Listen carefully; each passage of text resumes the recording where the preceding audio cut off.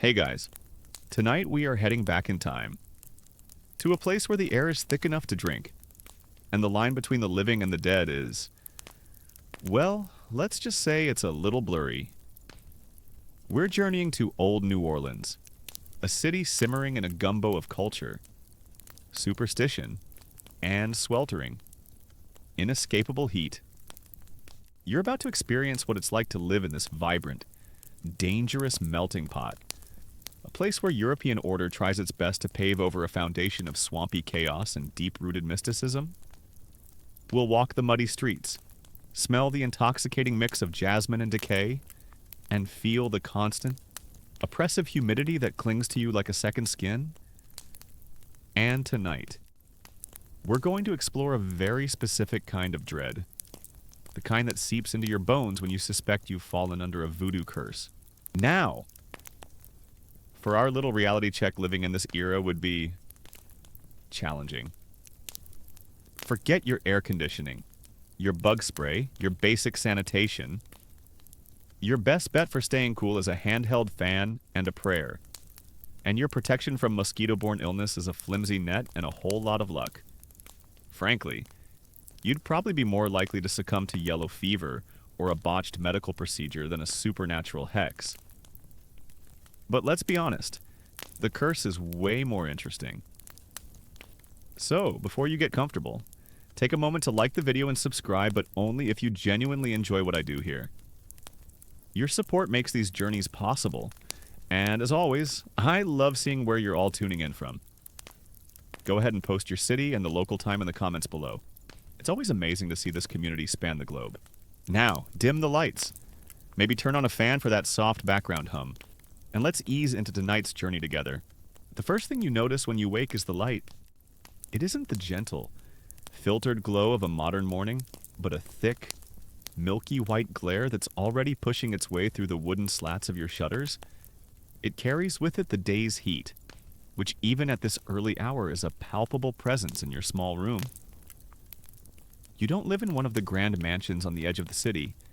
Your world is a modest apartment on an upper floor of a brick and plaster building, in the heart of the Vieux Carré. The room is sparse. A simple wooden bed frame, a straw-stuffed mattress that rustles every time you shift, a small basin and pitcher on a washstand, and a single wooden chair.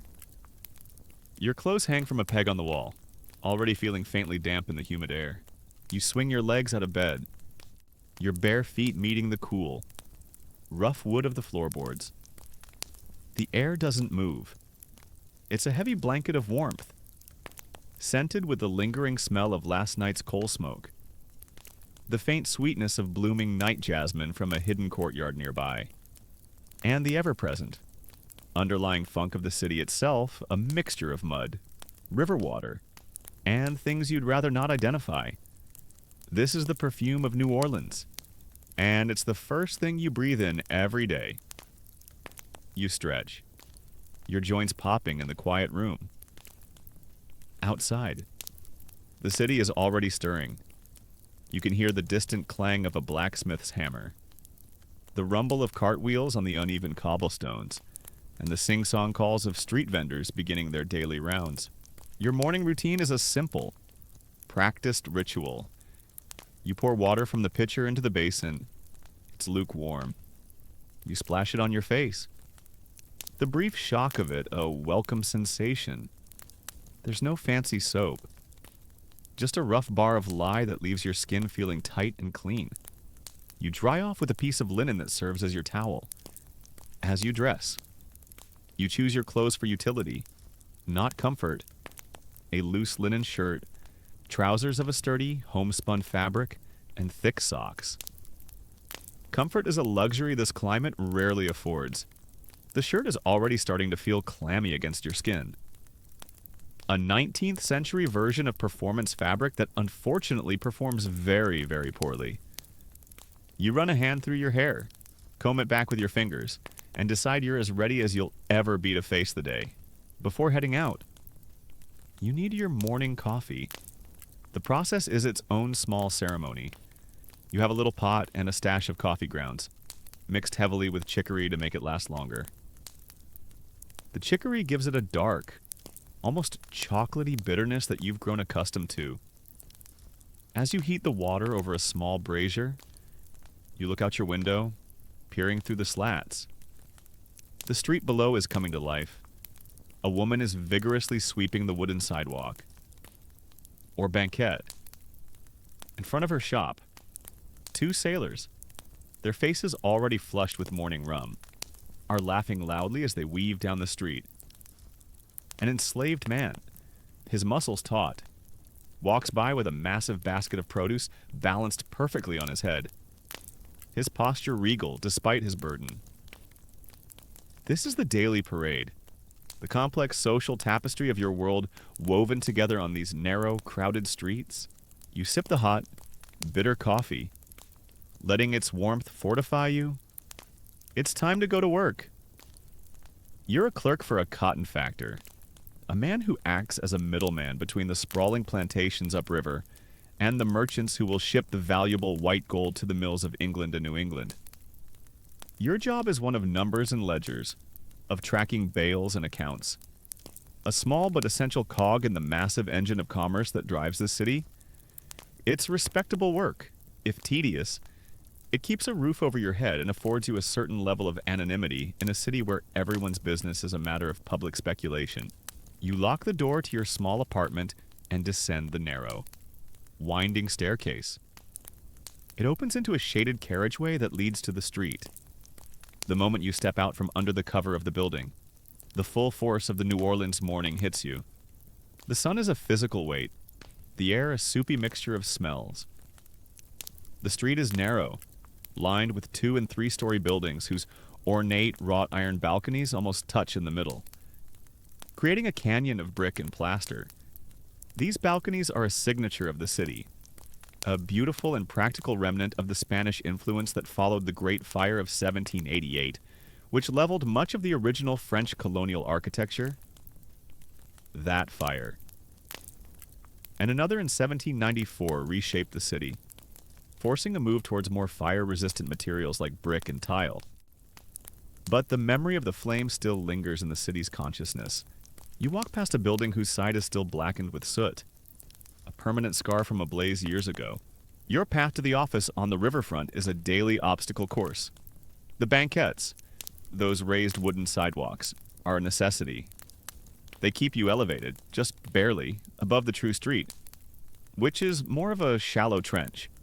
In the center of the street runs a gutter, the caniveau, which serves as the city's primary drainage and sewer.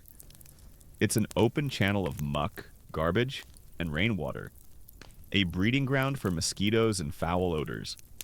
After a heavy rain, these gutters overflow, turning the entire street into a stinking, impassable morass. You learn quickly to watch your step. A misstep doesn't just mean a muddy shoe, it means a shoe soiled with the collective filth of 1,000 people. This constant battle with water and mud is a fundamental aspect of life here.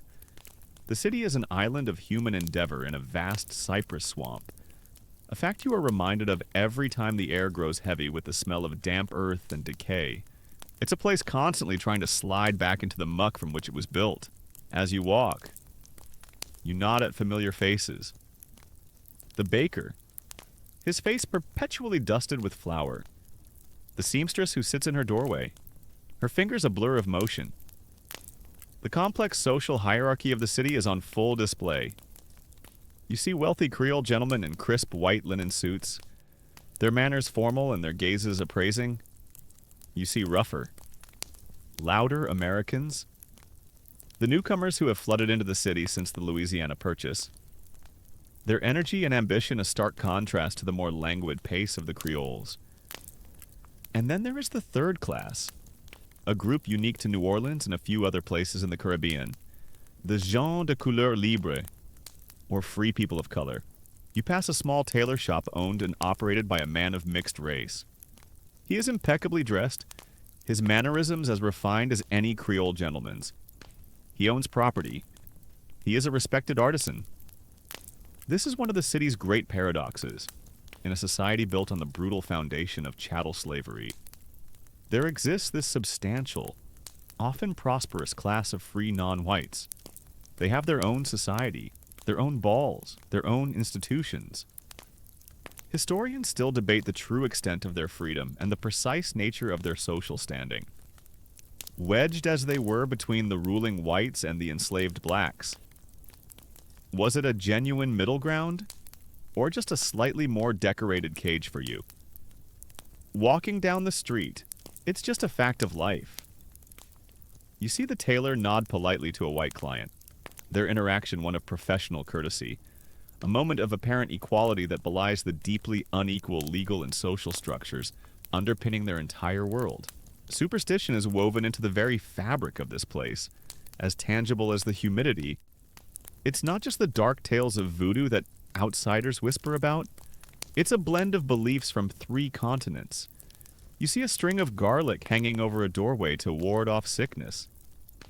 You hear a mother chide her child for whistling at night, lest they summon spirits. You see people discreetly making the sign of the cross when a funeral procession, with its slow, mournful brass band, passes by. The Catholicism here is fervent, but it's a local vintage, infused with African and folk traditions. Saints are prayed to for things the Catechism never mentioned: luck and love, success in gambling, protection from enemies. The air is thick with the unseen, with saints and spirits, ghosts and demons. It is a world where a sudden illness is not just a medical event, but could be a sign of divine disfavor or a neighbor's ill will. The line between a run of bad luck and a malevolent force actively working against you is perilously thin. You might even see evidence of more specific practices. A small bundle of red cloth, feathers, and what looks like animal teeth tied to a gatepost. Is it a gris bag for protection? Or is it meant to bring harm to the household within most people? Like you, would simply avert their eyes and walk a little faster. It's not your business. It's better not to know. This undercurrent of potent, personal magic is part of the city's hum, a bass note beneath the melody of commerce and daily life.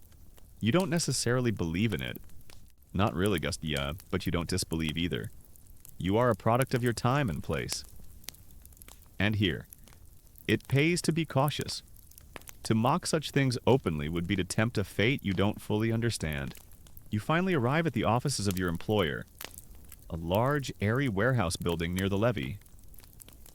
The air here smells different of raw cotton, tarred rope, and the muddy water of the Mississippi River. The levee is a hive of activity. Steamboats, their tall stacks belching black smoke, are docked side by side. Gangs of laborers, mostly Irish immigrants and enslaved men, shout and sweat as they load and unload cargo. The river itself is a majestic, terrifying sight of vast, churning expanse of brown water that is both the city's lifeblood and its greatest threat. You spend your day bent over a tall desk, your quill scratching across the pages of a ledger. The work is monotonous.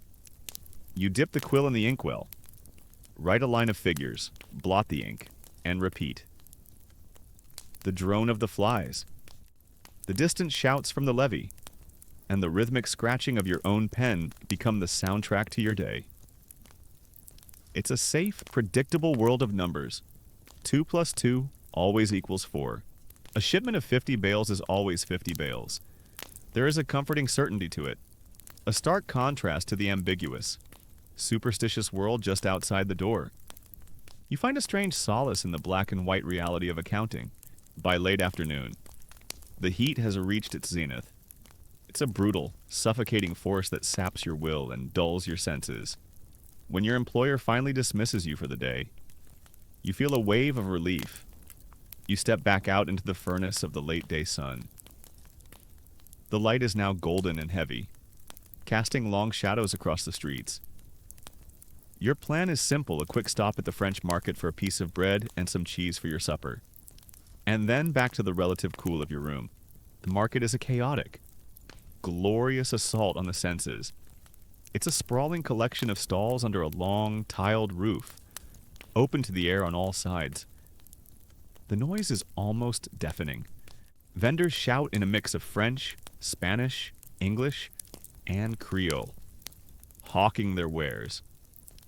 The smells are a dizzying potpourri, the sweet scent of fresh fruit, the earthy smell of vegetables, the sharp tang of fish on ice, the rich aroma of roasting coffee. It's a place of incredible diversity, where society ladies in fine dresses might brush shoulders with barefoot sailors and enslaved cooks sent on errands by their mistresses. You navigate the throng. Your mind on your simple meal. You're tired. The long day of tedious work, coupled with the oppressive heat, has left you feeling irritable and impatient. You're just trying to get through the crowd. To the bread stall you favor near the far end of the market. You sidestep a gaggle of gossiping women, duck around a stack of produce crates, and in your haste, you become careless. You are not paying attention to the quiet. Older woman standing directly in your path, carefully examining a bunch of strange-looking herbs at a small, unassuming stall. You bump into her. Not hard, but hard enough.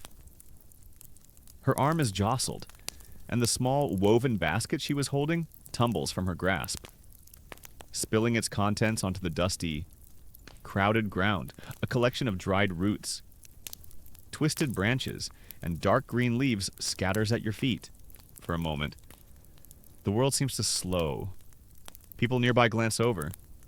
The woman herself doesn't make a sound. She simply looks down at the scattered herbs. Then slowly, she raises her head and looks at you. Her face is a mask of deep-set lines.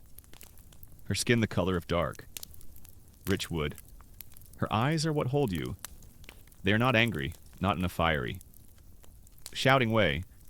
They are ancient, deep, and filled with a kind of profound disappointment that feels heavier than any rage. She is dressed simply, in dark, clean clothes, but she carries herself with an unmistakable aura of authority, a quiet dignity that sets her apart from the market's chaos. She is not just some old woman. You feel it instantly. You have made a mistake. This is your moment to fix it. A profuse apology, an offer to help gather her things, a small coin to pay for anything that was damaged. That's all it would take. But the heat, the exhaustion, the day's frustrations, they conspire against you. A flicker of arrogance, of social standing, asserts itself. You are a white man, a clerk in a respectable trade. She is what an old woman of color selling weeds in the market. A flicker of condescension crosses your face. Watch where you stand. Auntie, you mutter. The informal, dismissive term slipping out before you can stop it. You don't bend to help. You don't apologize. You simply make a gesture of annoyance. A wave of your hand as if brushing away a fly, and you take a step to go around her. It is a small act of disrespect, a casual cruelty that is all too common in this time and place. A joke at someone else's expense that you didn't even think twice about. But you chose the wrong person. She doesn't move. She just watches you with those unnervingly calm eyes. As you step past her, her voice, low and raspy like dry leaves skittering across pavement, cuts through the market noise. It's not loud, but it lands in your ear with the force of a physical blow. Your feet, she says, her gaze dropping to your legs. They are so quick to carry you away from the respect you owe. Soon, they will feel like they are wading through cold mud. Even on the driest day, you freeze, 1 foot in midair. Her gaze lifts to your chest. The air you breathe so freely, to speak such careless words. It will soon be a fire in your lungs, a struggle for every breath. Her eyes finally meet yours again, and you feel a profound, terrifying emptiness, as if she is looking straight through you. At the very core of your being, and the peace you keep in your heart, she whispers. And this time, it is so quiet you can barely be sure you heard it over the pounding in your own ears. The simple peace of a day's end. I take it. It is mine now. You will look for it, and you will not find it. Then, as quickly as it began, it is over. She bends down, slowly and deliberately, and begins to gather her scattered herbs. Her movements graceful and unhurried. She doesn't look at you again. It's as if you no longer exist. The spell is broken. The sounds of the market rush back in. Loud and jarring, people are staring. Not at her, but at you. You see a mixture of fear and pity in their eyes. They heard. They know who she is. Even if you, in your foolishness, did not, you stand there for a second, your heart hammering against your ribs. A cold sweat breaks out on your brow, instantly chilling in the hot air. You want to say something, to take it back, but the words won't form. A primal fear, deeper than anything you have ever known, has seized you. You turn and flee. You don't walk. You push your way through the crowd, ignoring the angry shouts of people you shove aside. You burst out of the market and into the street, your breath coming in ragged gasps. You don't stop until you are several blocks away, leaning against a brick wall in a quiet alley, trying to catch your breath. You tell yourself it was nothing, the strange ramblings of an angry old woman. You were rude, and she insulted you, that's all. An exchange of unpleasantries. You shake your head, trying to clear the fog of fear. You are a man of logic, of numbers and ledgers. You don't believe in curses. But as you stand there, in the fading light of the long, hot day, you cannot shake the feeling of her eyes on you, or the chilling finality of her words, and you cannot ignore the sudden, hollow space in your chest, where just a few moments ago, there had been the simple, untroubled peace of a day's end. You stumble away from the alley, your mind a whirlwind of confusion and fear. The rational part of your brain, the part that deals in neatly balanced ledgers, is screaming that this is absurd. An old woman's anger, a few strange words, it's meaningless. But the primal, ancient part of your mind, the part that understands the power of a truly malevolent gaze, is not convinced. It's this part that's now in control, turning your walk home into a journey through enemy territory. Every shadow seems to cling to you.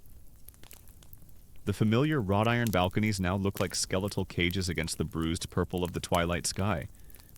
The rustling of palm fronds in a hidden courtyard sounds like whispers. A shutter bangs in the breeze somewhere down the street, and you jump, your heart leaping into your throat. You feel a dozen pairs of eyes on your back, but when you risk a glance over your shoulder, people are just going about their business, their faces impassive. The paranoia is a sudden, suffocating cloak. The city you've known your entire life has transformed in the span of an hour. It's no longer your home. It's a labyrinth, and you are suddenly, acutely aware that you are the mouse. When you finally reach the door to your building, your hand is shaking so much you can barely fit the key in the lock. You fumble it twice before the latch clicks open. You hurry up the winding stairs, the silence of the stairwell amplifying the sound of your own ragged breathing. You burst into your apartment and slam the door behind you, leaning against it as if to bar an entire army. You slide the bolt across, a gesture you usually only make late at night. The room is dark and hot, thick with stagnant air. You don't bother to light a lamp. You prefer the shadows. They feel safer than the imagined scrutiny of the street. You collapse onto your simple bed, the straw mattress rustling loudly in protest. You lie there, fully clothed, storing up the darkening ceiling. You try to replay the day, to pinpoint where it all went wrong. The tedious work, the oppressive heat, the irritating crowd at the market, and then the woman. Her eyes, her voice, her words. They echo in your mind, a repeating loop of quiet condemnation. Your feet will feel like they are wading through cold mud. The air will be a fire in your lungs. The peace. I take it. That last one hits the hardest. Because it's true. The simple, uncomplicated peace you felt just hours ago is gone. It has been scooped out of you, leaving a raw, hollowed-out feeling in your chest. In its place is a knot of pure, cold dread. You try to reason with yourself. You are a man of the modern age, the 19th century, an age of steam power, of science, of progress. Curses are the stuff of old wives' tales, of ignorant people living in mud huts in the swamp. But as you lie there, the logic feels thin, a flimsy shield against the profound certainty of your fear. Sleep, when it finally comes, is not a refuge. It's a shallow, restless state, punctuated by feverish dreams. You don't dream of monsters or demons. You dream of the market. You dream of bumping into the woman over and over again, each time. You try to apologize, but no sound comes out of your mouth. You just stand there, mute, as she whispers her promises to you. You dream of her eyes, ancient and knowing, following you as you try to run away on legs that have suddenly become too heavy to lift. You wake up several times during the night, your body drenched in sweat, your heart pounding a frantic rhythm against your ribs. Your simple linen shirt is soaked through, clinging to you like a shroud. The heat in the room is unbearable, a physical presence that seems to be pressing down on you, trying to smother you, your straw mattress. Normally a familiar comfort, suddenly feels less like a bed and more like a large, lumpy bag of things that specifically want to poke you. Each rustle and shift is an irritation. You toss and turn, seeking a cool spot on the sheets that doesn't exist. The night stretches into an eternity of anxious, clammy wakefulness. Peace has indeed been taken. When morning finally arrives, heralded by that same milky, oppressive glare through the shutters, you feel as though you haven't slept at all. Your body is heavy with an exhaustion that goes bone deep. Your mouth is dry. Your head aches with a dull, persistent throb. You sit on the edge of the bed, your mind foggy. You have to go to work. The ledgers won't balance themselves when you plant your feet on the floor and push yourself up to stand. And then you feel it. It's a strange sensation in your legs, a profound heaviness, a dull, leaden ache in your muscles, from your hips to your ankles. It feels as if you are standing in knee-deep water, the resistance of it clinging to your every move. You take a step, and your leg feels sluggish, difficult to lift. You take another, it's the same. You are moving through something that isn't there. Your feet will feel like they are wading through cold mud, even on the driest day. The words slice through the fog in your brain with chilling clarity. You stand frozen in the middle of your small room, your blood running cold despite the heat. It's real. It's starting. But then, the rational mind fights back. It's nothing. You slept badly. You were tense. Your muscles are sore from a restless night. It's probably the first sign of a fever. Yes, that's it. A fever? The city is rife with them. People are always coming down with something.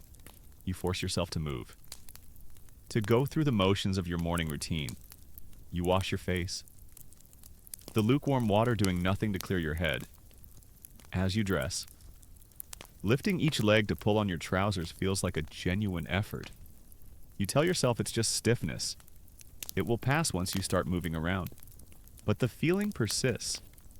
A constant, dragging reminder. Your walk to work is a new kind of torture.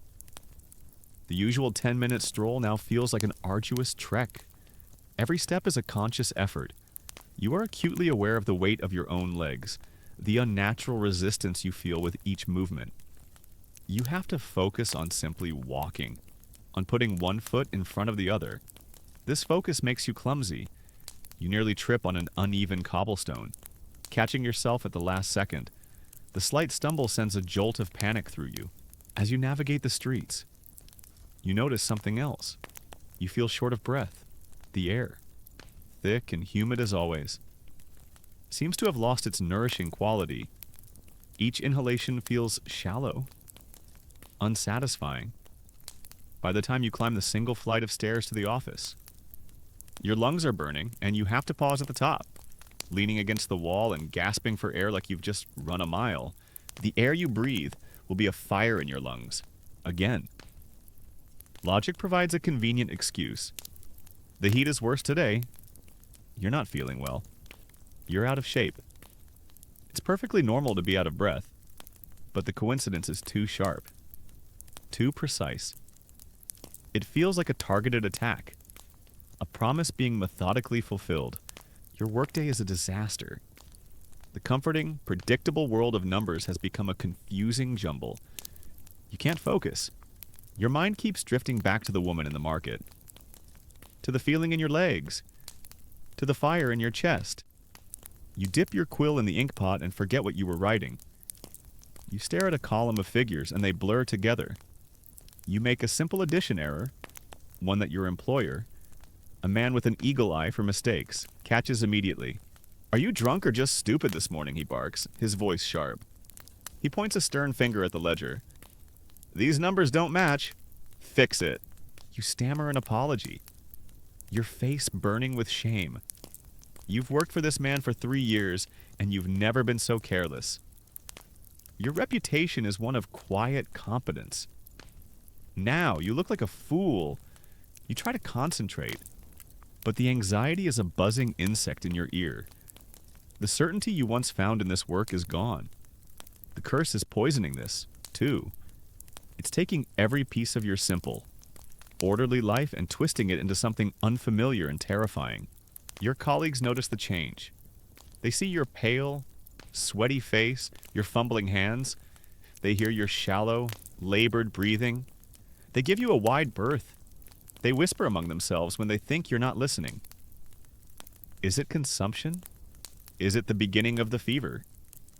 New Orleans is a city gripped by a constant, low-grade fear of infectious disease. Yellow fever, or yellow jack as it's grimly known, is the great specter that haunts the summer and fall months. Its outbreaks are sudden and devastating, capable of wiping out a tenth of the city's population in a single season. Its initial symptoms are mundane fever, aches, headache, exactly what you seem to be experiencing. In a way, your colleagues' fear is a comfort. It's a rational fear. They don't suspect a curse, they suspect a contagion. Their ostracism is based on self-preservation, not superstition, but it isolates you all the same. By the end of the week, you are a wreck. The heaviness in your legs is a constant companion. The shortness of breath comes and goes, but it's always lurking, ready to seize you after the slightest exertion. You've lost your appetite. The thought of food is nauseating. You are living on chicory coffee and stale bread. You've lost weight. Your clothes hang loosely on your frame, and dark circles have appeared under your eyes, giving you a haunted, gaunt look. You realize you need help. This is beyond your ability to rationalize or ignore. You need a doctor. You need a man of science to examine you, to give you a name for this ailment, and to prescribe a cure. The decision fills you with a sliver of hope. A doctor will cut through the superstitious nonsense and give you a logical path back to health. You get a recommendation for a physician with a respectable office a few blocks away.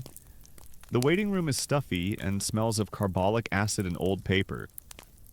After a long wait, you're shown into the doctor's consulting room.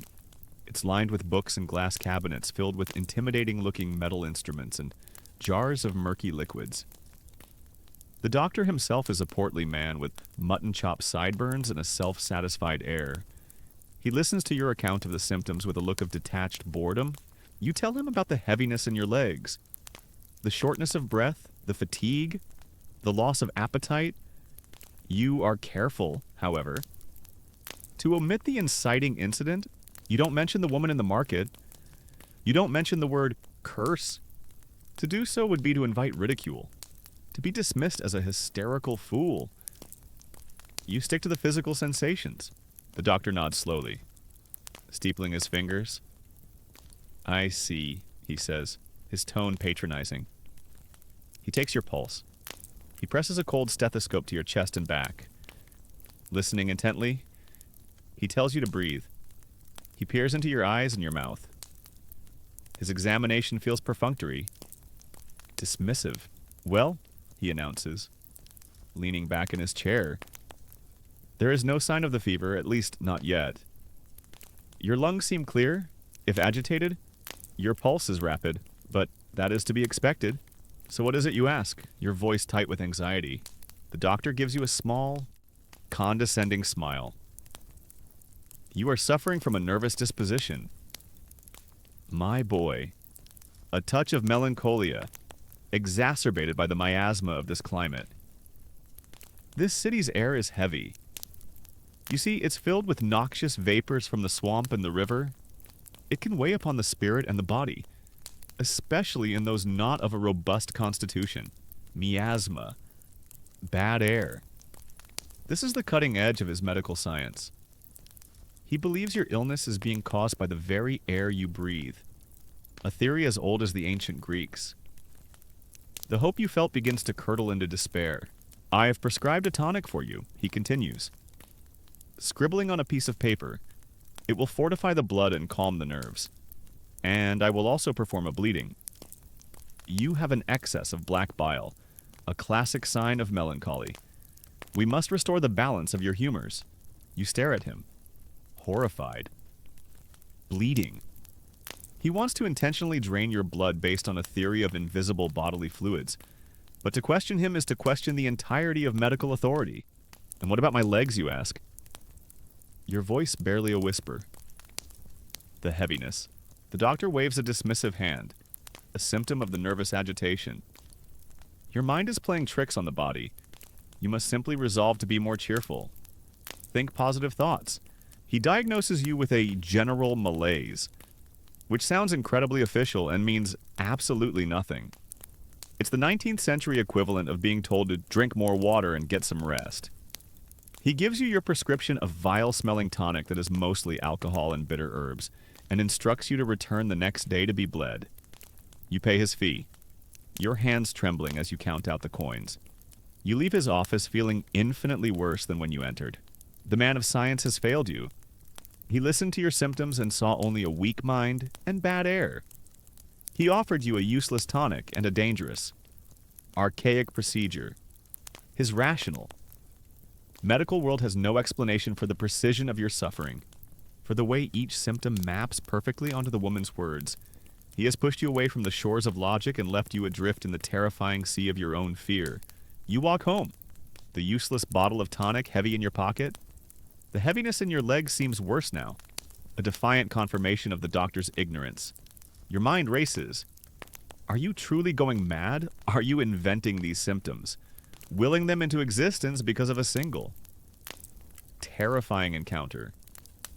Historians of a future time might debate how much the nocebo effect, the power of negative belief, contributed to illnesses in superstitious societies. They would argue whether a curse has any power on its own, or if its only power lies in the victim's belief. But you are not a historian debating a theory. You are living it.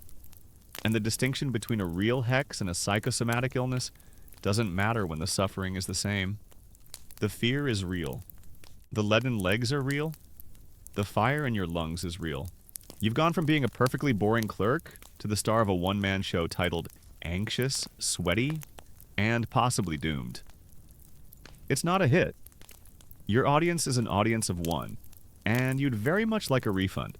That evening, you sit alone in your room as darkness falls. You don't light the lamp. You watch the shadows grow long and swallow the corners of your room. You didn't go back to the doctor to be bled. The thought of it filled you with a new kind of dread. You pour the expensive tonic out the window, watching the dark liquid spatter onto the cobblestones below. There is no more room for doubt. There is no more hiding behind the comforting shield of logic and science. The doctor was wrong. The fever is not the cause. Your own mind is not the cause. You are not simply unwell. You are targeted. You look down at your hands. Pale in the moonlight streaming through the window. They seem to belong to a stranger. You finally allow yourself to say the word, to give a name to the terror that has consumed you for the past week. You whisper it into the hot, silent air of your room. I'm cursed. The admission brings no relief. It only brings a chilling, absolute certainty. The woman's words were not an insult. They were a pronouncement. They were a promise. And with a conviction that obliterates all other possibilities, that her promise is being kept. The game has changed. This isn't something to be cured by a doctor, it's something to be fought. But how do you fight a shadow? How do you bargain with a force that science refuses to even acknowledge? You are alone, in a city full of spirits, and you have no idea what to do next. The admission, whispered into the oppressive heat of your own room, changes everything. Saying I'm cursed is like turning a key in a lock. It closes the door on the world you knew, the world of doctors, ledgers, and logical explanations, and opens another, far darker and more uncertain. For a full day, you are paralyzed by this new reality. The fear is a physical weight, pressing down on you, making the leaden feeling in your legs seem almost appropriate. You don't go to work. You tell yourself you're too ill, but the truth is you're terrified. Terrified of the blank, uncomprehending stares of your colleagues, and terrified of the simple act of walking, which has become a constant reminder of your affliction. But as the second day dawns, something shifts. The sheer, grinding misery of your condition, the aching legs, the burning lungs, the gnawing anxiety will not allow you to simply waste away in this room. A new feeling begins to curdle in the pit of your stomach. Beneath the fear, it's a desperate, jagged-edged resolve. If this is a curse, a product of magic, then it isn't random chaos. Magic implies a system. A system has rules, practitioners, and weaknesses. If a door can be locked by magic, then someone knows how to forge a key. Your goal is no longer to get cured by a physician. It is to get uncrossed by a specialist. The question is, how you are an outsider, a pale-faced clerk in a city where power, especially this kind of power, flows through channels of community and kinship that are utterly invisible to you. You can't just knock on a door and ask for the local voodoo priest. The very idea is absurd, dangerous even. The city authorities, the American governor, and the Creole establishment view such practices with a mixture of contempt and fear. It is the religion of the enslaved, the shadow faith of the city's underclass, and while it is often tolerated, it is officially condemned. To be associated with it is to invite ruin. So you begin your education. You become a hunter of whispers, a student of shadows. You force your heavy legs to carry you back to the places where the city's hidden life is most visible. You start at the French market, the site of your downfall. But now you go not as a customer, but as an observer. You linger near the stall selling strange herbs and roots, the ones you would have dismissed as nonsense just weeks ago. You watch the old women who sell them, their knowing eyes, their quiet conversations with customers who come seeking remedies for more than just a common cold. You listen, straining to catch fragments of their patois, a rhythmic blend of French, Spanish, and African languages. The words are mostly lost on you, but you pick out recurring sounds: gris-gris, fix, juju, the vocabulary of a world you must now enter. Your evenings are no longer spent in the quiet solitude of your room. You begin frequenting the dingy, low-ceilinged taverns near the riverfront and in the back of town, the Treme neighborhood that borders the swamplands. These are not the respectable cafes of the Creole gentleman.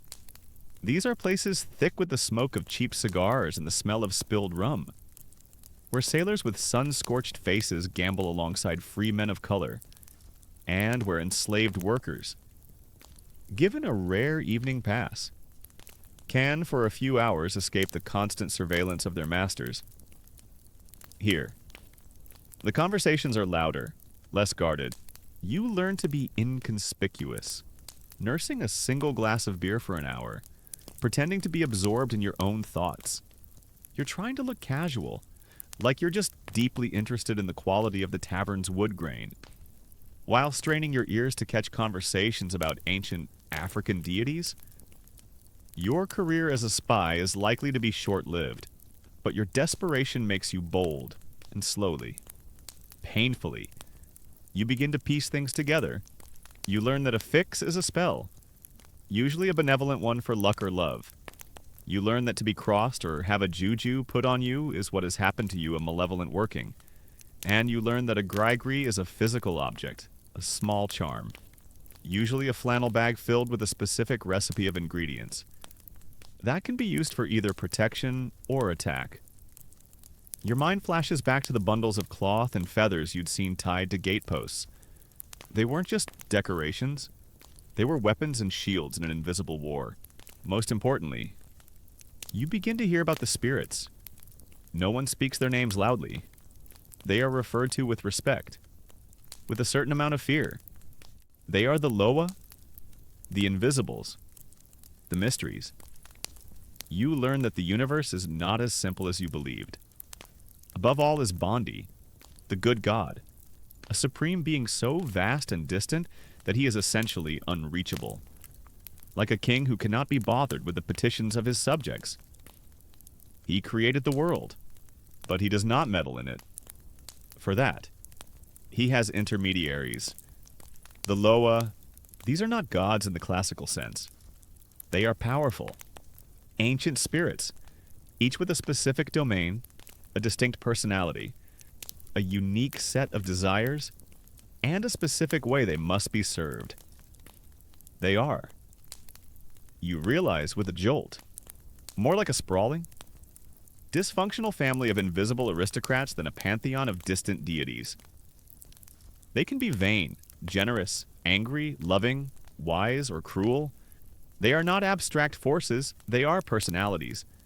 And to get anything done in the spiritual world, you must go through them.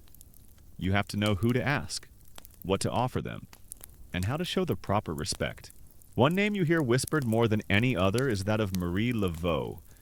The name is spoken with a unique cocktail of awe, reverence, and stark terror. She is a hairdresser for the city's wealthiest Creole ladies. But that is just a facade. Her true power, everyone seems to agree, lies elsewhere. She is a queen, the undisputed head of this shadow religion. They say she knows everyone's secrets, that her network of informants is unparalleled. They say she can cure the sick, ruin a man's business with a single glance, and commune directly with the most powerful Loa. The woman who cursed you? Was she Marie Laveau herself? You try to recall her face, but it's a blur of righteous anger and ancient eyes. Or was she a rival? Or one of Laveau's many followers? The very thought of this established hierarchy of power makes your predicament feel even more hopeless. You haven't just angered a random woman. You've stumbled into a spiritual hornet's nest. As you learn more, you uncover one of the most brilliant and subversive secrets of Louisiana voodoo, its relationship with the Catholic Church. The Spanish and French colonists forced their religion upon the enslaved Africans, but they could not erase the beliefs they carried with them. Instead, the voodoo practitioners performed a masterful act of spiritual camouflage. They hid their Loa in plain sight, masking them behind the familiar faces of the Catholic saints. You start to notice it everywhere. You walk past St. Louis Cathedral, the heart of the city's Catholic faith, and you see a woman lighting a candle before the statue of St. Peter, the gatekeeper of heaven, who holds a set of keys. But you overhear her whisper a name, Papa Legba. You do some more listening, some more careful. Fumbling inquiries, and you learn who Legba is. He is the Loa of the Crossroads, the gatekeeper to the spirit world. He is the first to be saluted in any ceremony, for without his permission, no one can speak to the other side. He is often depicted as a poor, old man, walking with a cane or a crutch. The irony is not lost on you. To even begin to fix your leaden, heavy legs, you would first need to appeal to a spirit who himself is lame. You learn of others. The great serpent god, Dambala Wedo, the ancient spirit of wisdom, purity and peace, is hidden behind the image of Saint Patrick, who is famously depicted with snakes at his feet. Ogun, the fierce, fiery Loa of war, iron and politics, is masked by St. James the Greater, the warrior saint often shown on horseback with a sword. The beautiful, and sometimes vain. Urzuli Freda, the spirit of love and luxury, is synchronized with the Virgin Mary, particularly in her sorrowful aspect as the Mater Dolorosa. This syncretism is a stroke of genius. It allowed an outlawed religion to survive and thrive right under the noses of the authorities. Its most sacred rites concealed within the approved rituals of the dominant faith. It was an act of profound spiritual resistance. This leads you to ponder the very nature of voodoo. The city's white establishment dismisses it as ignorant devil worship. But what you are discovering is far more complex. Future scholars will debate whether Louisiana voodoo was primarily a religion, a system of folk medicine, or a form of psychological warfare for an oppressed people. From your desperate vantage point, you can see that it is all three. You see people use it to seek cures for ailments that doctors like yours cannot fix medicine. You hear whispers of its use to gain an edge in business, to punish a cruel master, or to win a court case resistance. And you see the genuine, heartfelt faith, the deep and abiding belief in a spiritual reality that gives meaning and order to a chaotic and unjust world religion. It is not one thing. It's a multi-purpose tool for survival. A spiritual Swiss Army knife for navigating a life of hardship. The more you learn about the Loa, the more your terror grows, but it also becomes more specific. You begin to understand the potential mechanics of your own curse.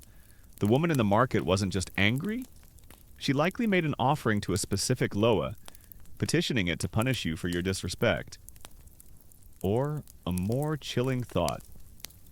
She may have bypassed the Loa entirely and dabbled in magie noire.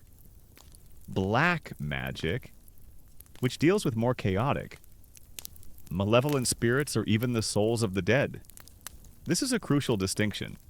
Serving the Loa is a religion. Black magic is something else.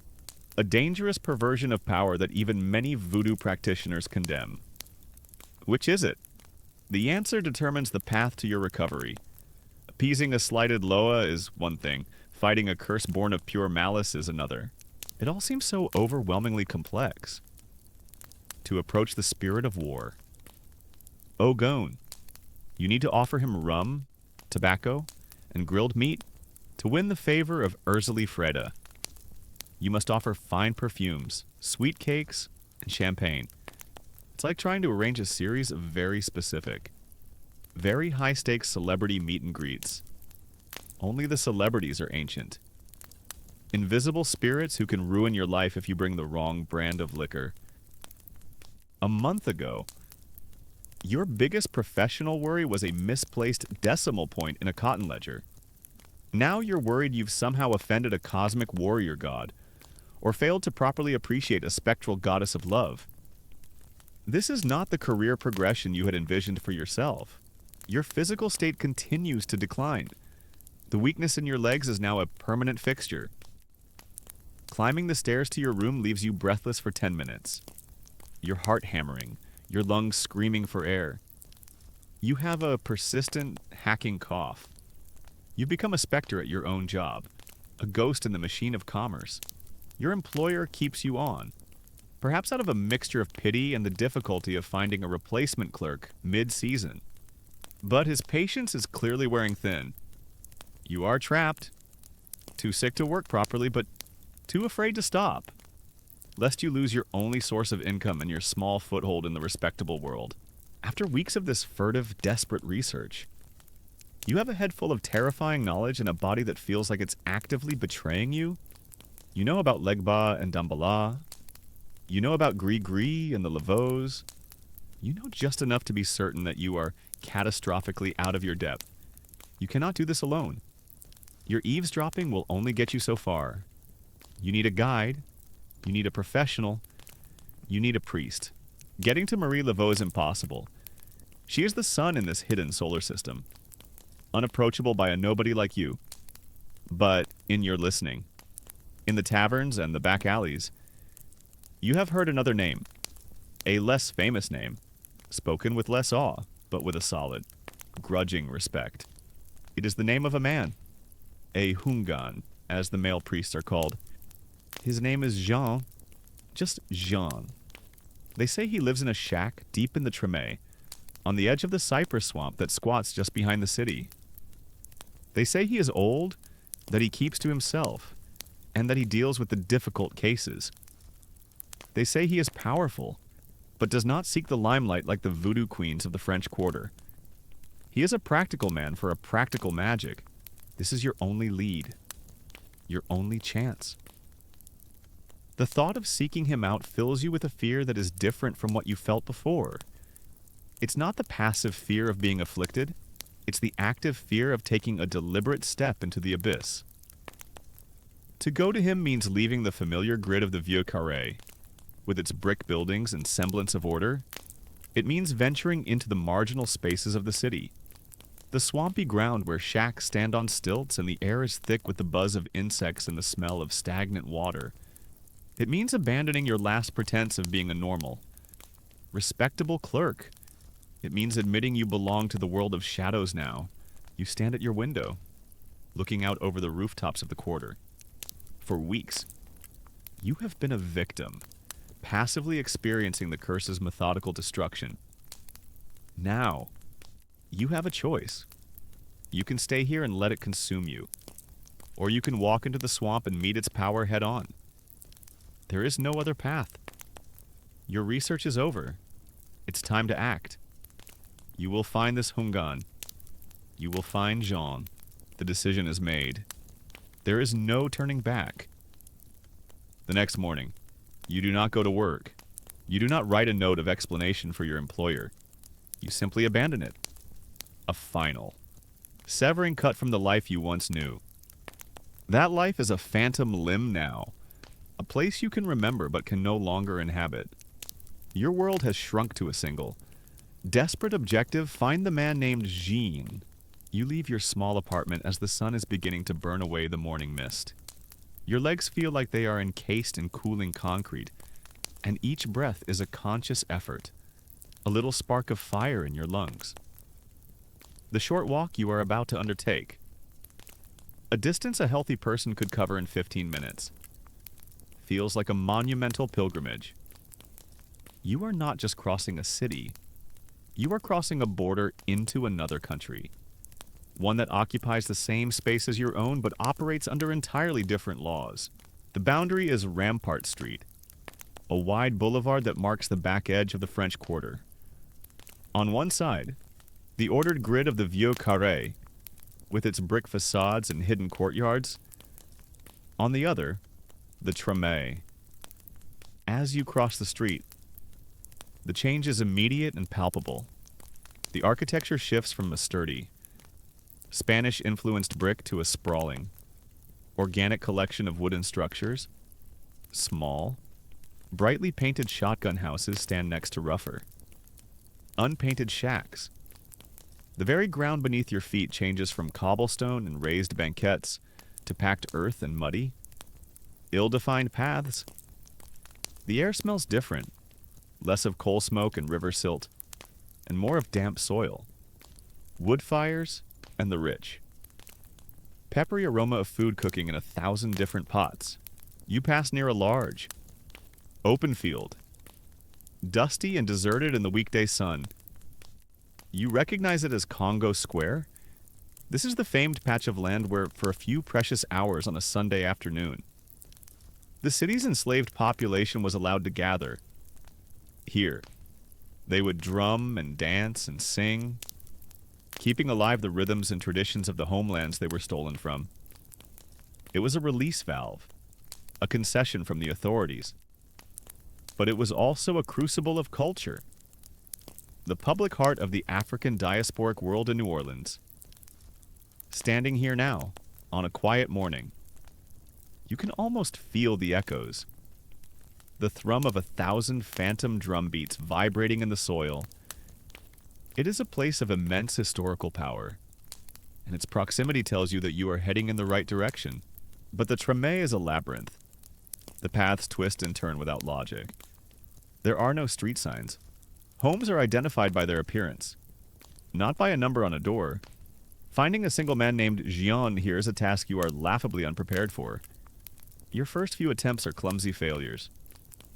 You approach a man mending a fishing net on his small porch and ask, in your most polite French, if he knows where you might find Jean the Hongan. The man doesn't even look up. He just shakes his head once.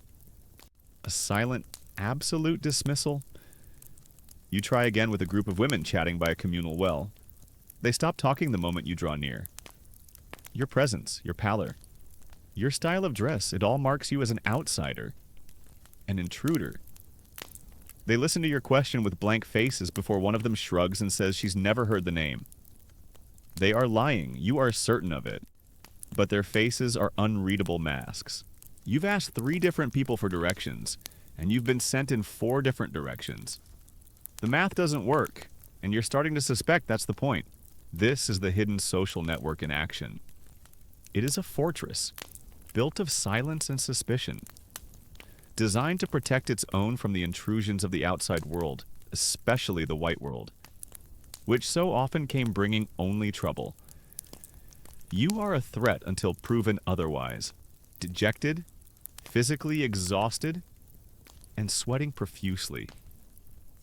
You lean against a cypress fence to catch your breath. You realize your approach is all wrong. You are acting like a customer, a man of authority demanding a service.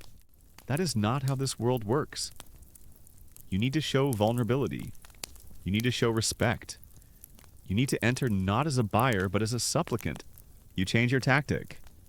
You spot a small, makeshift stall where an elderly woman is selling callus, sweet rice fritters, from a bubbling pot of oil. You approach her not with a question, but as a customer. You buy 2 of the fritters, your hands trembling slightly as you hand her the coin. You thank her and take a bite. The fritter is hot, sweet, and delicious. One of the first things you've tasted in weeks that didn't turn to ash in your mouth. The woman watches you, her eyes shrewd. You eat like a man who has forgotten the taste of food, she says. Her voice is not unkind. This is your opening. You look at her, letting the mask of composure you've been trying to wear fall away. You let her see the desperation in your eyes.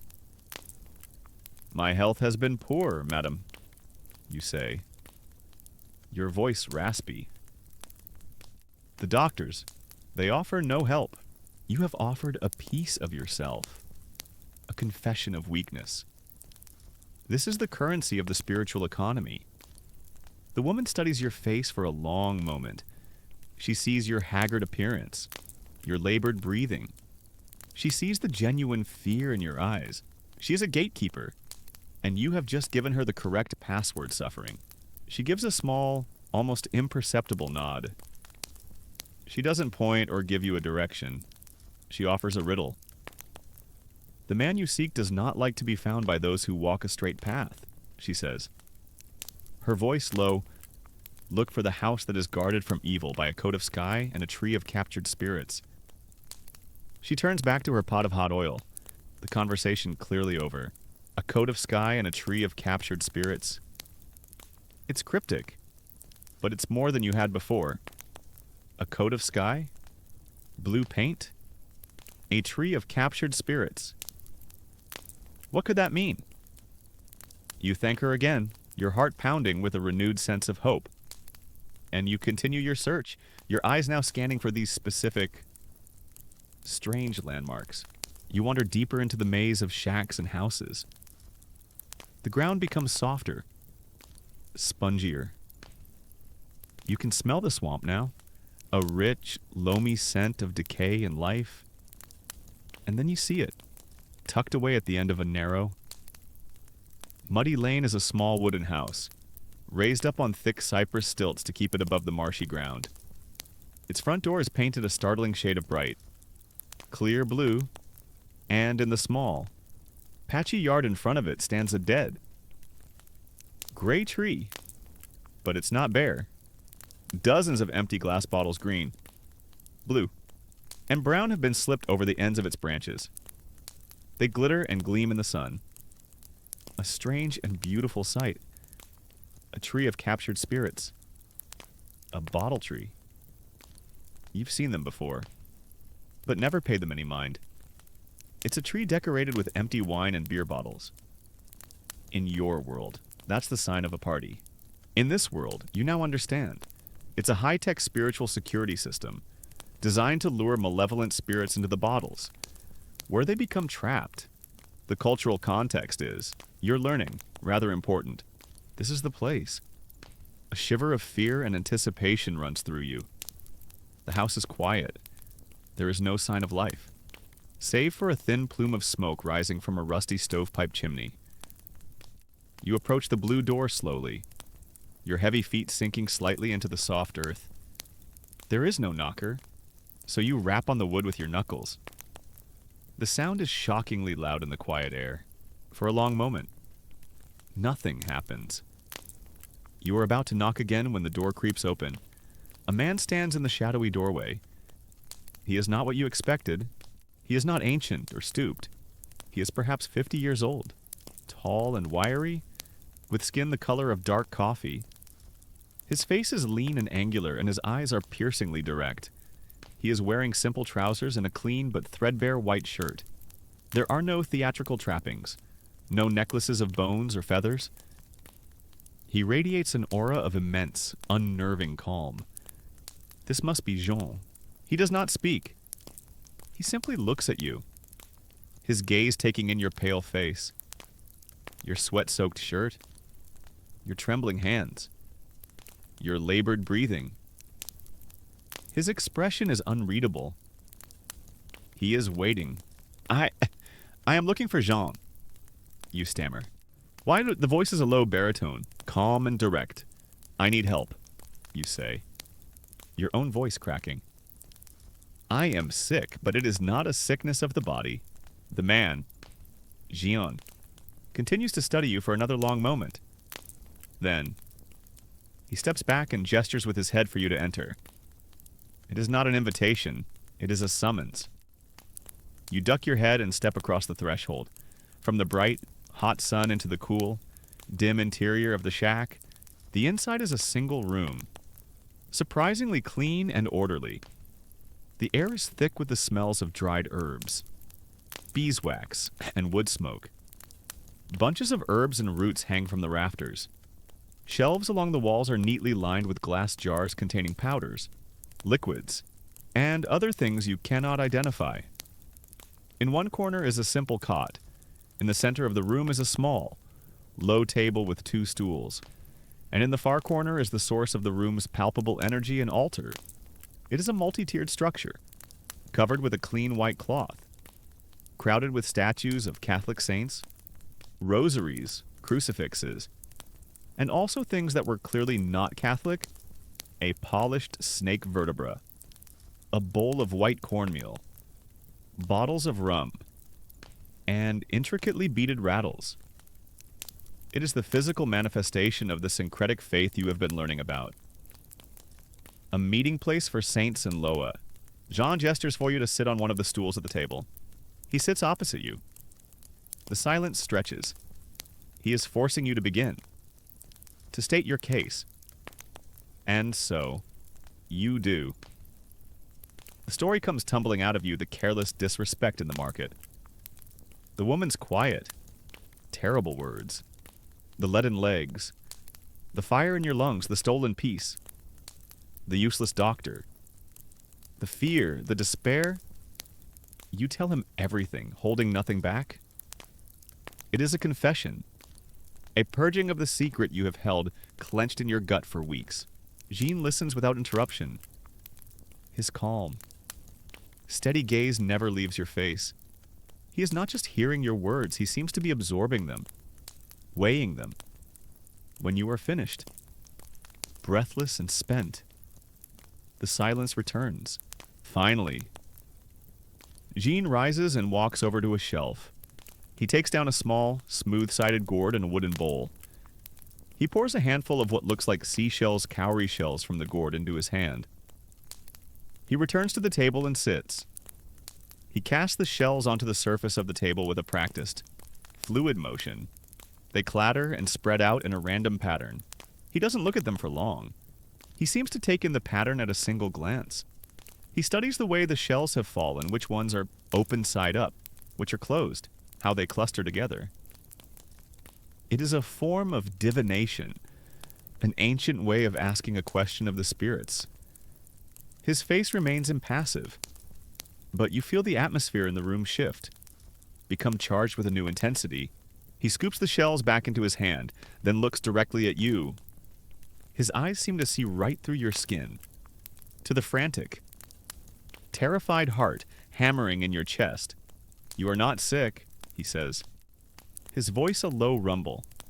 His words are almost identical to the ones you used to describe your condition. You are tied.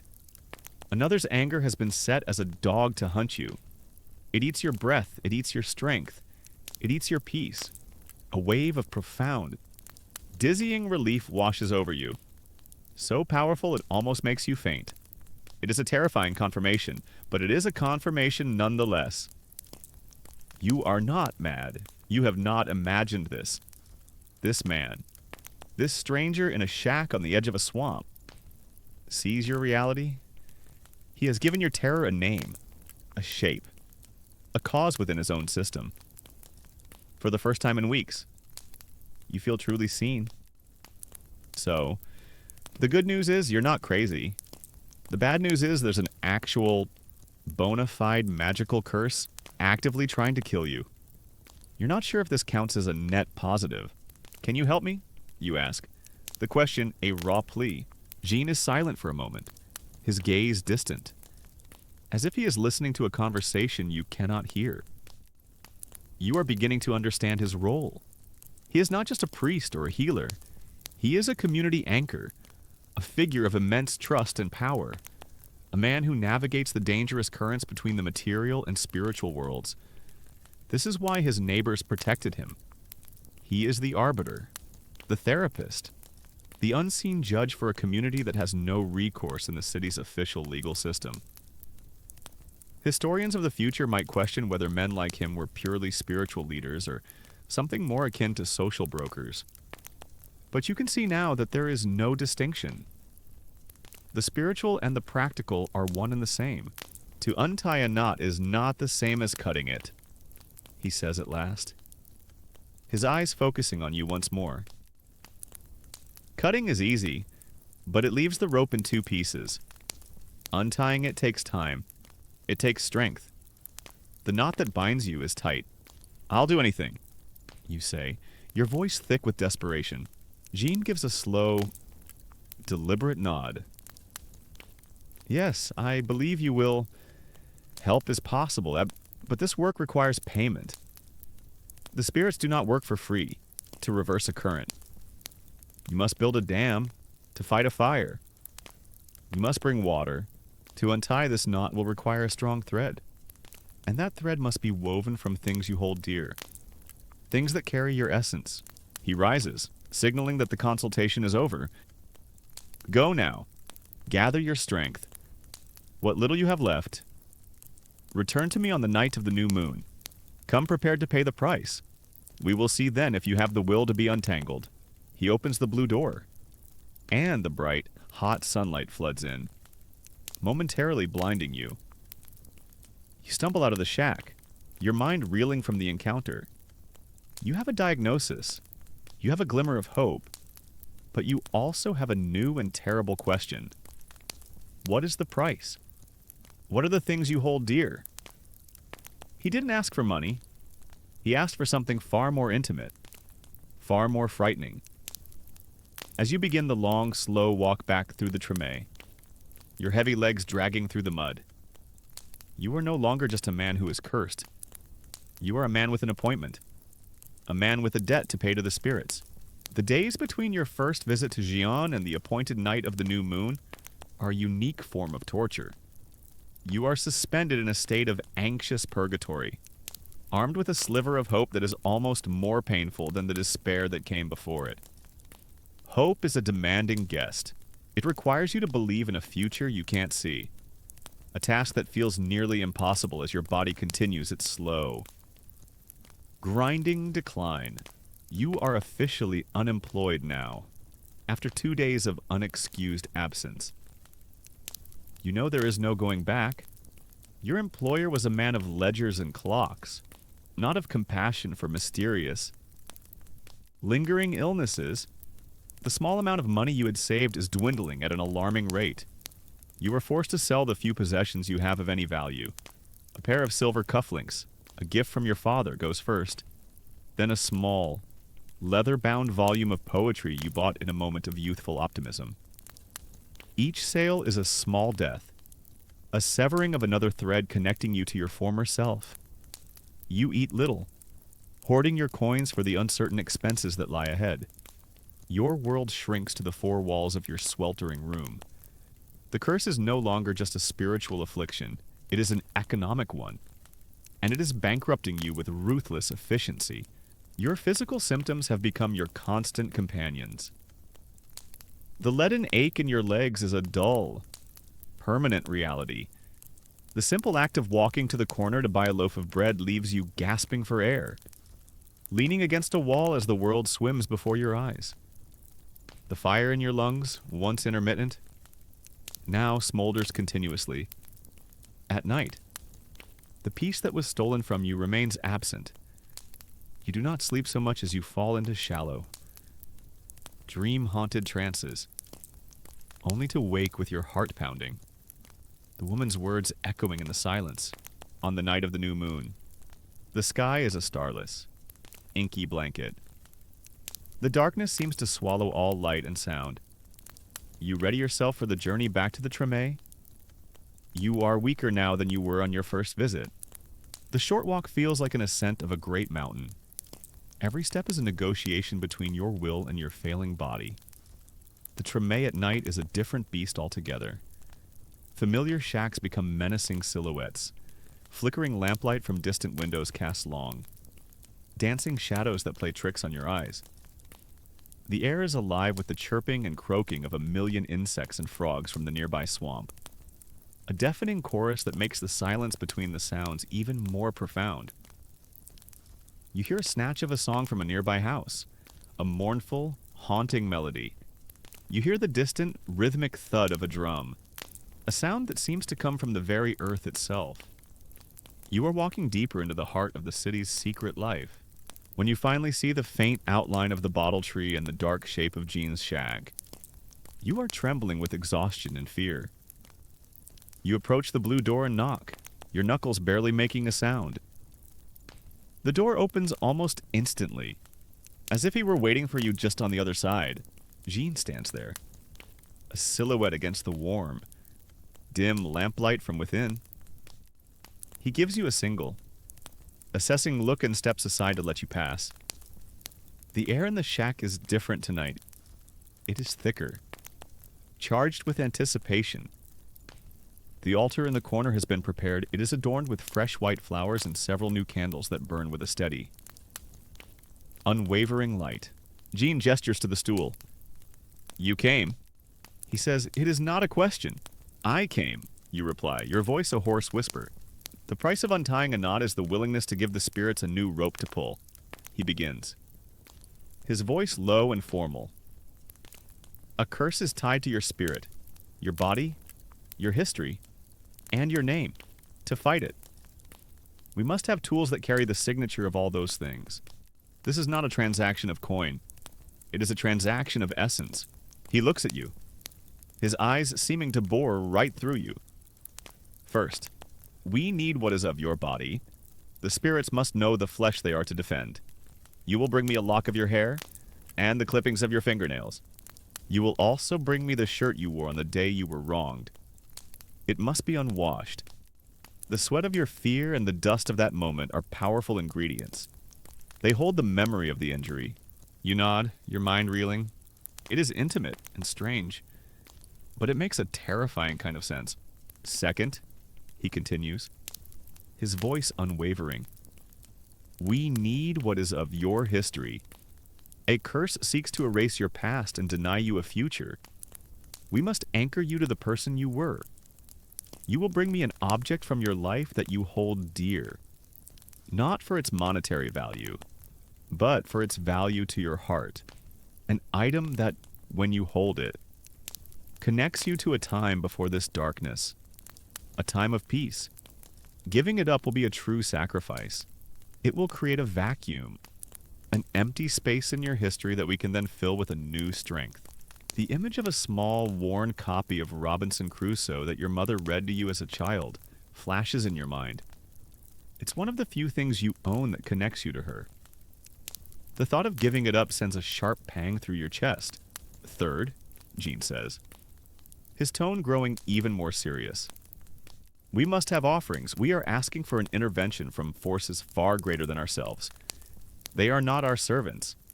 We must come to them as supplicants, with gifts that please them. You will procure a live white rooster. It must be pure white. The rooster crows at the dawn. It is a symbol of new beginnings, of light chasing away the dark. Its life force is a powerful offering for cleansing. A live rooster. Your mind spins. Where would you get such a thing? You have no money. You live in a tiny room. The logistics are staggering. You will also bring a bottle of dark rum and a new cigar for Papa Legba, to persuade him to open the gate for us. You will bring a clean bowl of white rice and a tall, white candle for Dambala, to ask for his wisdom and peace to fall upon you. And you will bring me these herbs. He hands you a small, twisted piece of paper. You unroll it. On it are drawn 3 plants. You recognize one as common thyme. The other 2 are completely alien to you. And finally, Jean says, pinning you with his gaze, the spirits must see that your heart is humble. Pride is what led you to this trouble. Humility is the path out. The old woman who sells the kalas, the one who guided you to my door, you will go to her. You will offer your services to her for 1 full day. You will carry her water. You will chop her wood. You will watch her stall. You will do whatever she asks, without complaint and without pay. Your sweat and your humbled pride are the final payment. He falls silent. The list of demands hangs in the thick air between you. A lock of hair, nail clippings, a dirty shirt, your most treasured possession.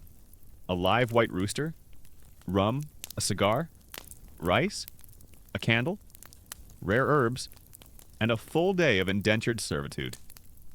You are a broke, sick, unemployed clerk. He might as well have asked you to bring him the moon. You look at him, the despair evident on your face. How, you ask? The single word encompassing a universe of impossibility. The spirits are not interested in how a man of wealth pays his debts, Jean says, a flicker of something almost like sympathy in his eyes. They are interested in how a man with nothing finds a way. That is the true test of will. That is the true sacrifice. He has given you a quest, an impossible, epic scavenger hunt. For the next week, this quest consumes you. The task of acquiring Jean's list becomes a grueling crucible that tests every ounce of your remaining strength and ingenuity. Getting the personal items is easy. If emotionally wrenching, you snip a lock of your hair and your nails, you find the shirt you wore that fateful day, still crumpled in a corner, and the faint. Sour smell of it brings the memory of your fear rushing back. You take the worn copy of Robinson Crusoe from your small trunk. Its cover soft with age. Holding it feels like holding your mother's hand. You place it with the other items, feeling like you are sacrificing a piece of your own soul. You've just traded a cherished memory of your mother for a chance to not have your lungs feel like they're on fire. You hope she'd understand the trade-off. The day of service is your first great trial. You find the calla seller, and you make your offer. She looks at you, her shrewd eyes seeming to understand everything. She accepts with a simple nod. The work is backbreaking. Your legs scream in protest. Your lungs burn with every bucket of water you haul from the communal well. The humility is worse. People you once would have considered your social inferiors now see you performing the most menial labor. Your face streaked with sweat and grime. They stare. They whisper. You swallow your pride, which tastes like bile, and you work until the sun goes down. At the end of the day, the old woman gives you a nod of approval and a hot fritter. It tastes like victory. The offerings are the hardest part. You use your last few coins to buy the candle and the rice. The rum and cigar are beyond your means. You are forced to trade. You find a tavern keeper who needs his sign repainted. Your penmanship, honed by years of writing in ledgers, is neat and clear. You spend an afternoon carefully repainting the letters on his sign, your hand aching. In exchange for a bottle of rum from his cheapest stock and a single pungent cigar, the herbs are a challenge. You show the drawing to the sellers in the market. They recognize the time, but shake their heads at the other two. One, they say, only grows deep in the cypress swamp. The other is sold by only one woman, a formidable matriarch who trusts no one. The swamp is out of the question. You would not survive an hour in your condition. So you seek out the woman. She lives in a well-kept house and looks at you with open suspicion. You have nothing to trade that she wants. In a moment of inspiration, you offer the one skill you have left your literacy. You offer to read her the newspaper, front to back, every day for a week. She is intrigued. An agreement is made. Every afternoon, you sit on her porch and read to her, your voice growing hoarse, until she is satisfied and gives you a small, precious bundle of the dried leaves. The rooster is the final, most daunting obstacle. No one will sell you a pure white rooster for anything you can offer. They are valuable, prized for both their eggs and their spiritual significance. Your quest becomes a source of local gossip. The pale, sick clerk who is looking for a white rooster, you become a strange fixture in the market, a pitiable character. You are on the verge of giving up when the callous seller, the old woman you served, beckons you over. Your work was honest, she says. The spirits see that. She leads you behind her stall. In a small crate is a magnificent, pure white rooster. He is a gift, she says, from one who has a debt to the spirits herself. You are overwhelmed, humbled by this unexpected act of grace from the hidden, interlocking system of obligation and kindness that underpins this community you are only just beginning to understand. On the appointed night, you make your final journey to Jean's shack. You are carrying a crate with a disgruntled rooster, a bag containing the rum, the cigar, the herbs, and your personal effects. You are physically shattered, but spiritually. Something has shifted. The impossible quest has forged a new resolve in you. The very act of struggling for the cure has become part of the cure itself. You are no longer just a victim. You are a participant in your own salvation.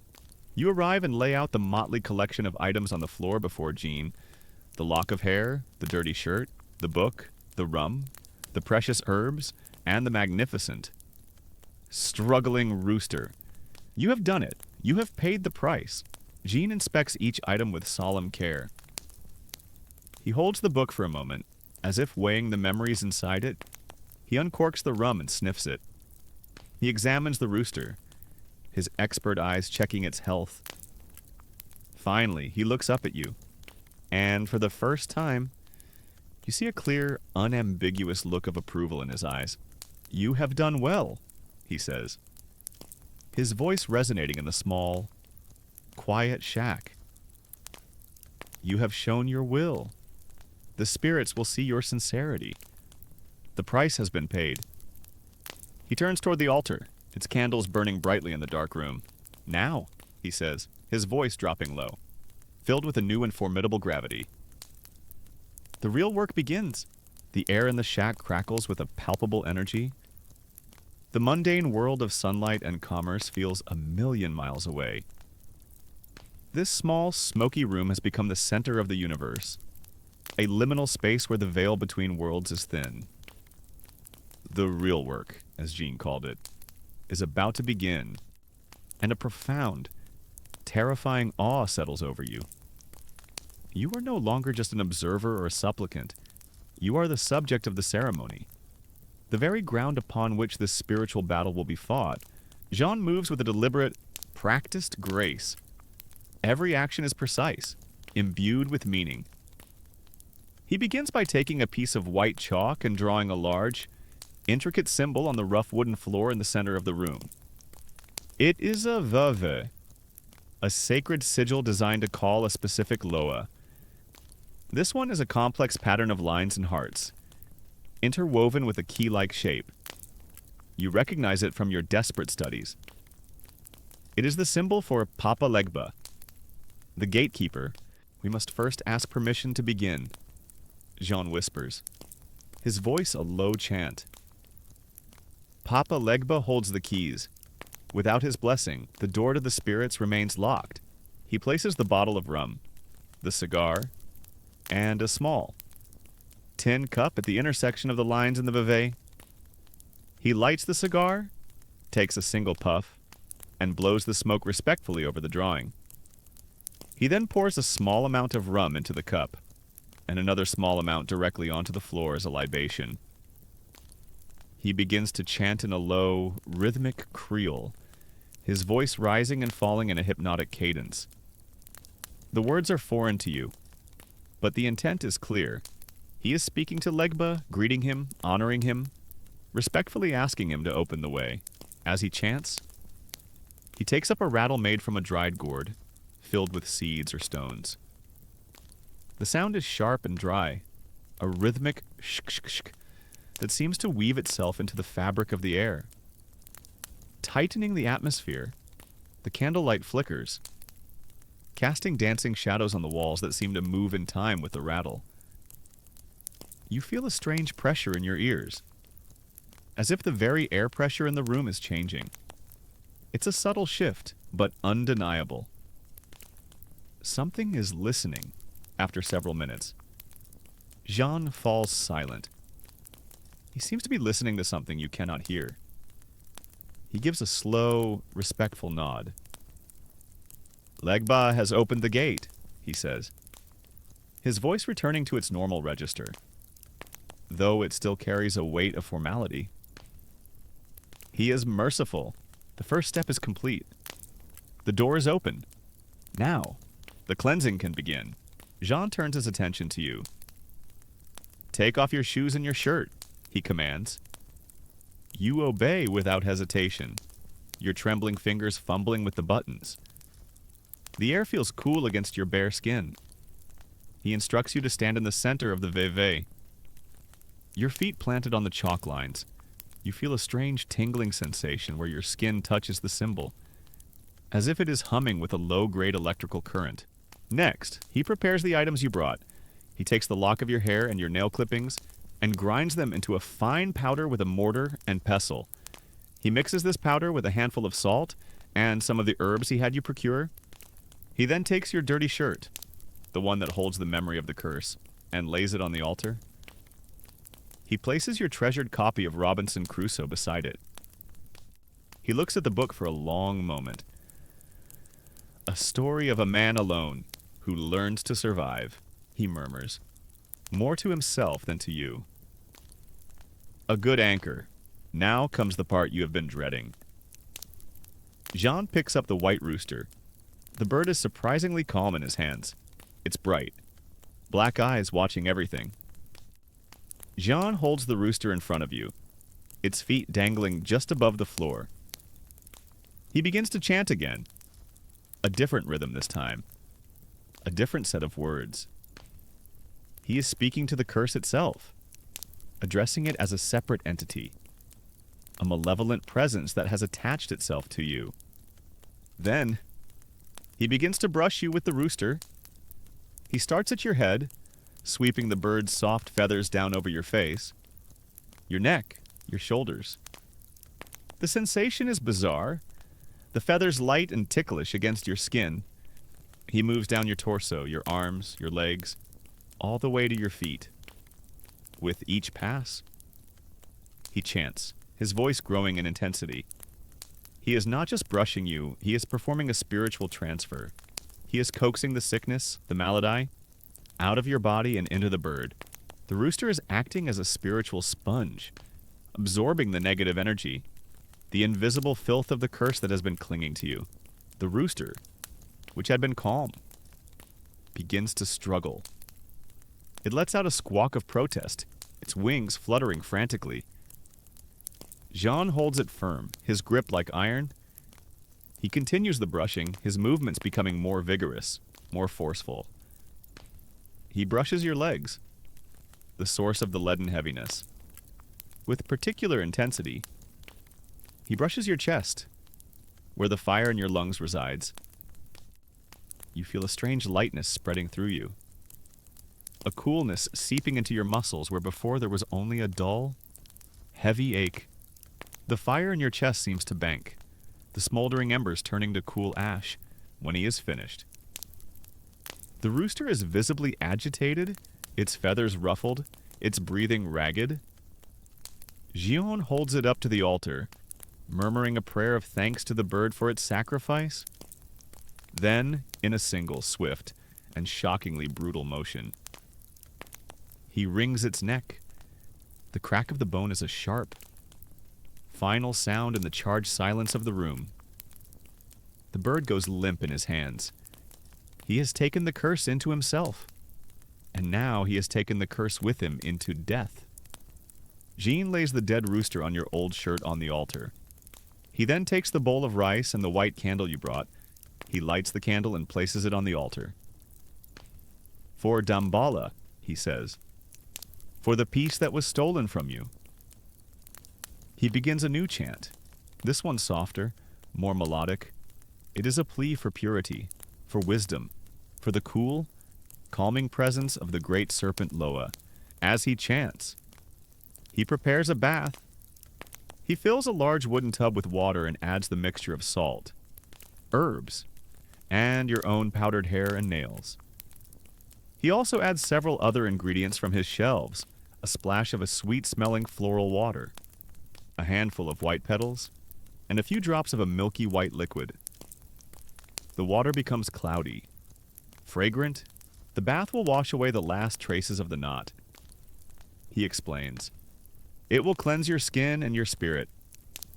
He instructs you to get into the tub. The water is cool, and the scent of the herbs and flowers is intoxicating. As you sink into the water, a profound sense of release washes over you. The tension you have been holding in your body for weeks begins to dissolve. The leaden weight in your limbs seems to float away. You feel light. For the first time in what feels like an eternity, you feel a sense of peace settling in the hollow space in your chest while you soak in the cleansing bath. Jean takes the bundle from the altar, the dead rooster wrapped in your old shirt, along with your sacrificed book, and carries it outside. You hear him moving around, the scrape of a shovel against the earth. He is burying it, returning the curse and its vessel to the ground, finalizing its disposal. This is a crucial step.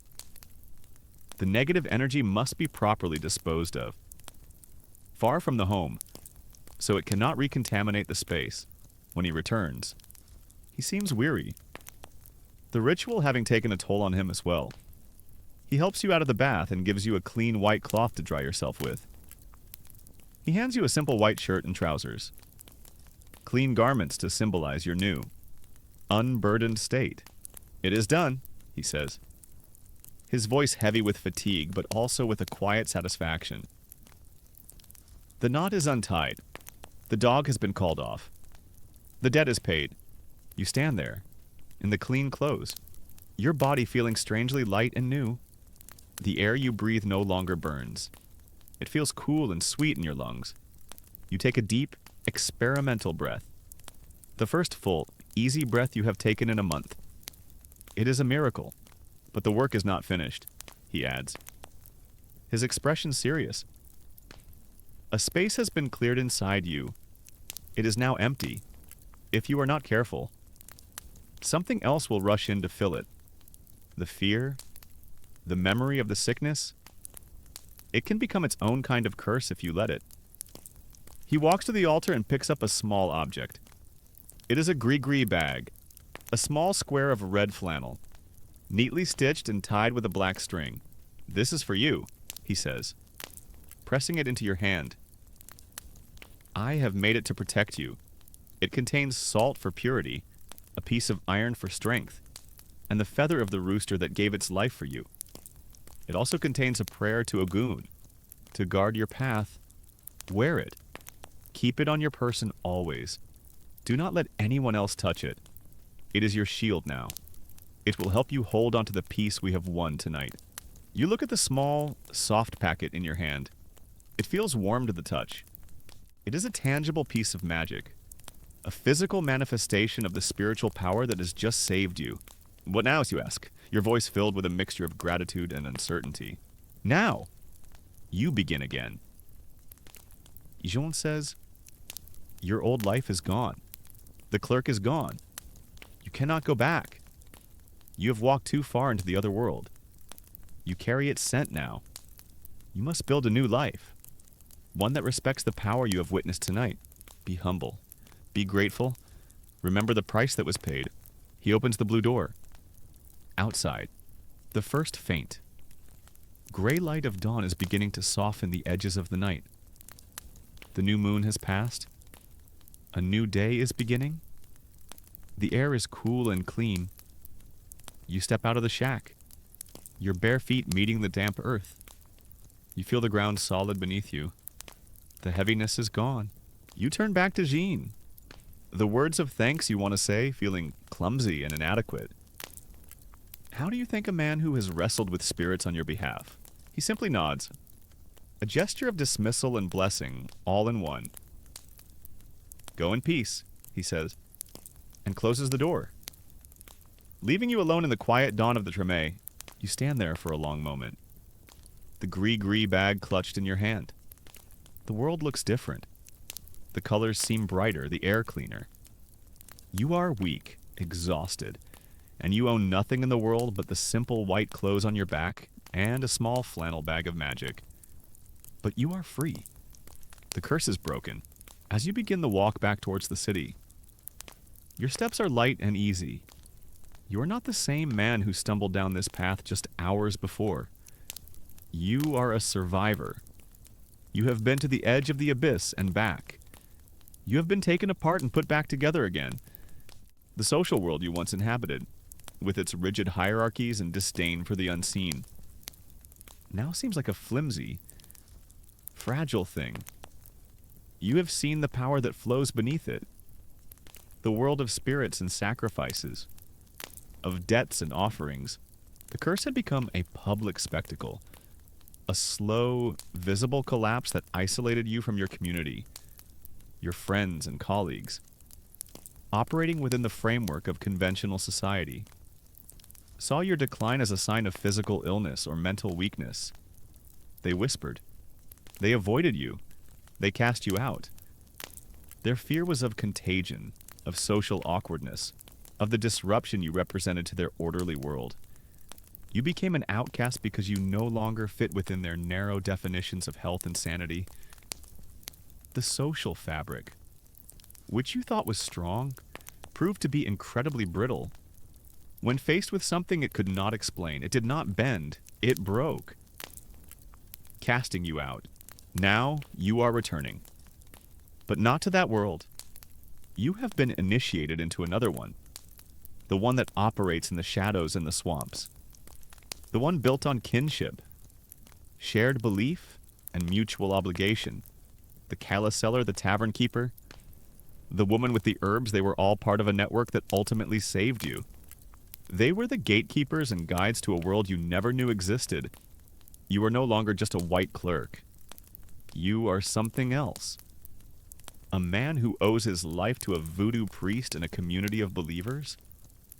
Your social death in one world has led to a strange, tentative birth in another. You are an outcast who has, paradoxically, found a new kind of belonging. Jean gives a solemn nod as he inspects the strange collection of items you've assembled on his floor. the exhausted rooster in its crate, the bottle of cheap rum, the precious hard-won herbs, and the bundle of items that represent your very essence. You have paid the price, he says, his voice a low rumble of approval. You have shown the spirits your will. The work can now begin. A wave of relief so powerful it almost buckles your knees washes over you. It's over. The quest is done. Salvation is at hand. But Jean holds up a hand, forestalling your hope. The work begins, he repeats, but it does not end tonight. You have gathered the wood, but the fire must be lit when the sky is at its darkest. When the veil is at its thinnest, the coming new moon is not enough. We must wait for the true dark moon, at the end of the month. That is when the power will be greatest. That is when we will untie the knot. The words hit you like a physical blow. More waiting. Another 2 weeks. You look down at your own trembling hands, at the ragged clothes hanging off your gaunt frame. You have survived this long on sheer momentum, fueled by the desperate energy of the quest. The thought of enduring another 2 weeks in your current state seems impossible. It feels like a death sentence. Jean seems to read the despair on your face. This is the final test, he says, his voice softening slightly but losing none of its steel. The curse will fight back. It knows you are seeking to destroy it. It will throw everything it has at you in these coming days. You must endure. You must survive. Hold on to the knowledge that the remedy is waiting. Protect the items you have gathered. Now go. Survive. He gently bundles your personal items, the shirt, the book, the lock of hair, and hands them back to you. Keep these with you. Guard them. He will keep the rooster and the other offerings at his shack, where they will be safe. You stumble out of the blue-doored shack and back into the labyrinth of the Treme. The hope you felt just moments before has been replaced by a cold, hollow dread. You have been given a lifeline, but it's anchored weeks in the future, and you are drowning now. The first blow falls the very next day. You return to your apartment building in the Vieux Carré, your mind struggling to formulate a plan for survival, only to find the landlord waiting for you at the door. He is a portly man with a perpetually sour expression, and today it is thunderous. He has heard the whispers. He has seen your decline. He knows you have lost your position. He points a sausage-like finger at you. You're out, he says. The words clipped and final. I'll not have a walking plague in my building, frightening the other tenants. Your things are on the street. You look past him and see a small, pathetic pile on the banquette: your spare shirt, your shaving kit, your empty trunk. He has already taken your bed and chair as partial payment for the back rent you owe. You try to argue, to plead, but he simply turns and slams the door in your face. The sound of the bolt sliding home is the sound of your old life ending for good. You are officially homeless. The street is a brutal teacher. The city that you once navigated with the easy confidence of a man who belonged is now a landscape of threats and obstacles. You, who once had a key to your own private room, now learn the unforgiving architecture of public spaces. You discover that ornate wrought iron fences, while beautiful, offer no shelter from the rain. You learn that the covered archways of the grander buildings are patrolled by the city watch, who chase you away with threats and curses. You've discovered the 3 universal architectural features of New Orleans' wrought iron balconies, hidden courtyards, and doorways that are incredibly uncomfortable to sleep in. Your social collapse is as swift as it is total. Before, you were just a sick man, an object of pity and some fear. Now, you are something else. Your quest for the strange items, your public service to the calla cellar, your repeated trips into the Treme, it has all been observed, noted, and woven into a new, terrifying narrative. The whispers are no longer about a fever. They are specific. He's been crossed. He's tangled up in voodoo. This changes everything. A fever is a matter for God and the doctors. A voodoo curse is a different contagion entirely. A spiritual sickness that people fear can be spread through a glance. Through a shared breath of air, you are no longer just an outcast, you are a pariah, a walking ghost story. Ghost. Mothers physically pull their children to the other side of the street when they see you coming. Their faces tight with fear. The shopkeepers you once bought bread and coffee from now shoo you away from their storefronts as if you were a stray dog. Former colleagues from the cotton office. Men you shared pleasantries with for years. Now stare right through you, their faces hardening into masks of deliberate ignorance. People look at you with a special kind of terror. A look that says, I'm not sure if I should offer you a coin or a crucifix. Most opt for just getting away from you as fast as possible. You've officially fallen off the social ladder. In fact, you've fallen so far you've hit the muddy ground beneath the ladder, and the ladder has been hauled away. The famed tolerance of New Orleans, you learn, is a myth, or at least a luxury afforded only to those who do not frighten or inconvenience the powerful. The city's easygoing nature is a thin, fragile veneer, and you have fallen right through it. Days blur into a miserable cycle of survival.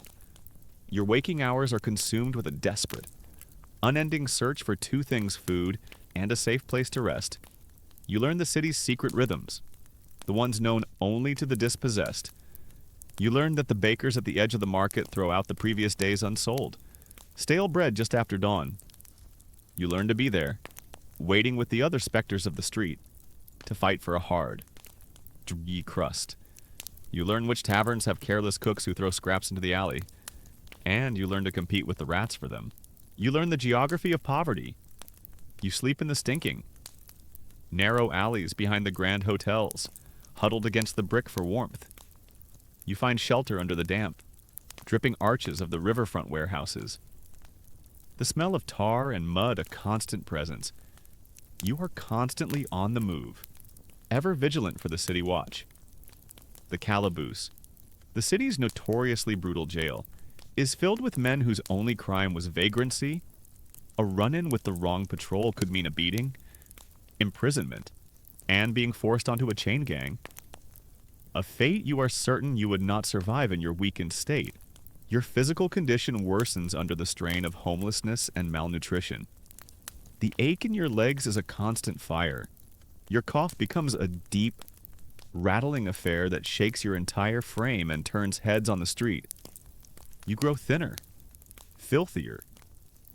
Your face, covered in a grimy layer of street dust and a patchy, unkempt beard, is unrecognizable even to yourself when you catch a fleeting glimpse of your reflection in a shop window.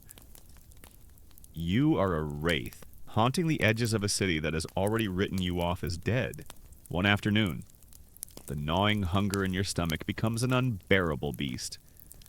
You are lurking near a fruit stall in the market, the sweet smell of ripe peaches and apples driving you mad. You watch the stall keeper turn his back to talk to a customer. And then, without thinking, without making a conscious decision, your hand darts out. You snatch an apple, your fingers closing around its smooth, cool skin. You pull it back, shove it into your coat, and turn. Your heart hammering, and walk away as fast as your leaden legs can carry you. You don't stop until you are several blocks away, hidden in a secluded alley. You lean against the wall, your breath coming in ragged gasps, and pull out the apple. You stare at it. It is not just an apple. It is a symbol of your final, utter fall from grace. You, the respectable clerk, the man of letters and numbers, are now a common thief. The curse has not just taken your health and your home. It has taken your own self-respect. It has corroded your character, reducing you to this hungry, furtive creature. You bite into the apple, and the sweet juice that fills your mouth is mixed with the bitter taste of shame. The days leading up to the ritual are a blur of rain and misery. A late-season storm rolls in from the Gulf, drenching the city. There is no escape from the water. It drips from the eaves, runs in rivers down the gutters, and turns the alleys you call home into cold, stinking swamps. you huddle under a leaky awning, soaked to the bone, shivering uncontrollably. The small bundle containing your shirt and your mother's book is tucked inside your coat, but you can feel the dampness seeping into it. The thought that these precious ritual items might be ruined by the rain adds a new layer to your despair. You are at your absolute nadir. You are sitting in the filthy water of an alley, the rain plastering your thin hair to your scalp. You are weaker than you have ever been. A deep, bone-chilling cold having settled into you. The date for your appointment with Gion is only 2 days away, but it might as well be a lifetime. You wonder if you will even have the strength to make the journey back to his shack. You wonder if you will simply expire here, alone in the rain. Another anonymous. Forgotten soul swallowed by the city's grimy underbelly. You close your eyes, clutching the damp bundle to your chest. The face of the woman in the market swims in your vision. Her quiet, terrible promise has been more than fulfilled. She has not just taken your peace. She has taken your life, your name, your home, your honor. She has scraped you out of the world and left you as nothing. A husk. The ritual with Jean is no longer a sliver of hope. It is an impossibility you are clinging to. The last coherent thought in a mind consumed by hunger. Sickness and the ceaseless, drumming rain. The rain begins to subside, replaced by a damp, bone-chilling cold that seeps into your very marrow. You know, with a terrifying certainty, that if you remain in this alley, you will die. Your appointment with John, your last, flickering ember of hope, will mean nothing if your body gives out first. Survival, for the next 48 hours, has become the only thing that matters. With a groan that is part pain and part prayer, you use the slick brick wall to haul your trembling body to its feet. Every instinct from your former life screams at you to seek out a church, a hospital, some place of charity. But you've learned the hard lessons of the outcast. The church doors are locked at night, and the charity hospitals are overflowing, more likely to see you as a vagrant to be thrown out than a soul to be saved. No, the respectable world has cast you out to survive. You must turn your back on it completely and seek refuge in the places it fears.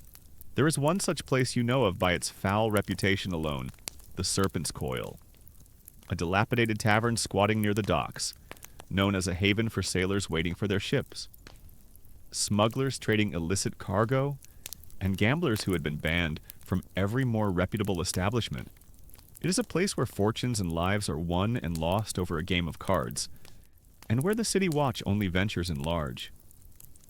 Well-armed groups, in your old life, you would have crossed the street to avoid walking past its grimy, windowless facade. Now, you stumble towards it as if it were a sanctuary, pushing open the heavy, splintered doors like stepping into another world. The air is a thick, choking fog of cheap cigar smoke, stale beer, unwashed bodies, and the unmistakable scent of poor decisions. It's loud, a cacophony of slurred sea shanties, angry shouts from a card game, and the hollow laughter of men with nothing left to lose. For a moment, you stand frozen in the doorway, a ghost from another world.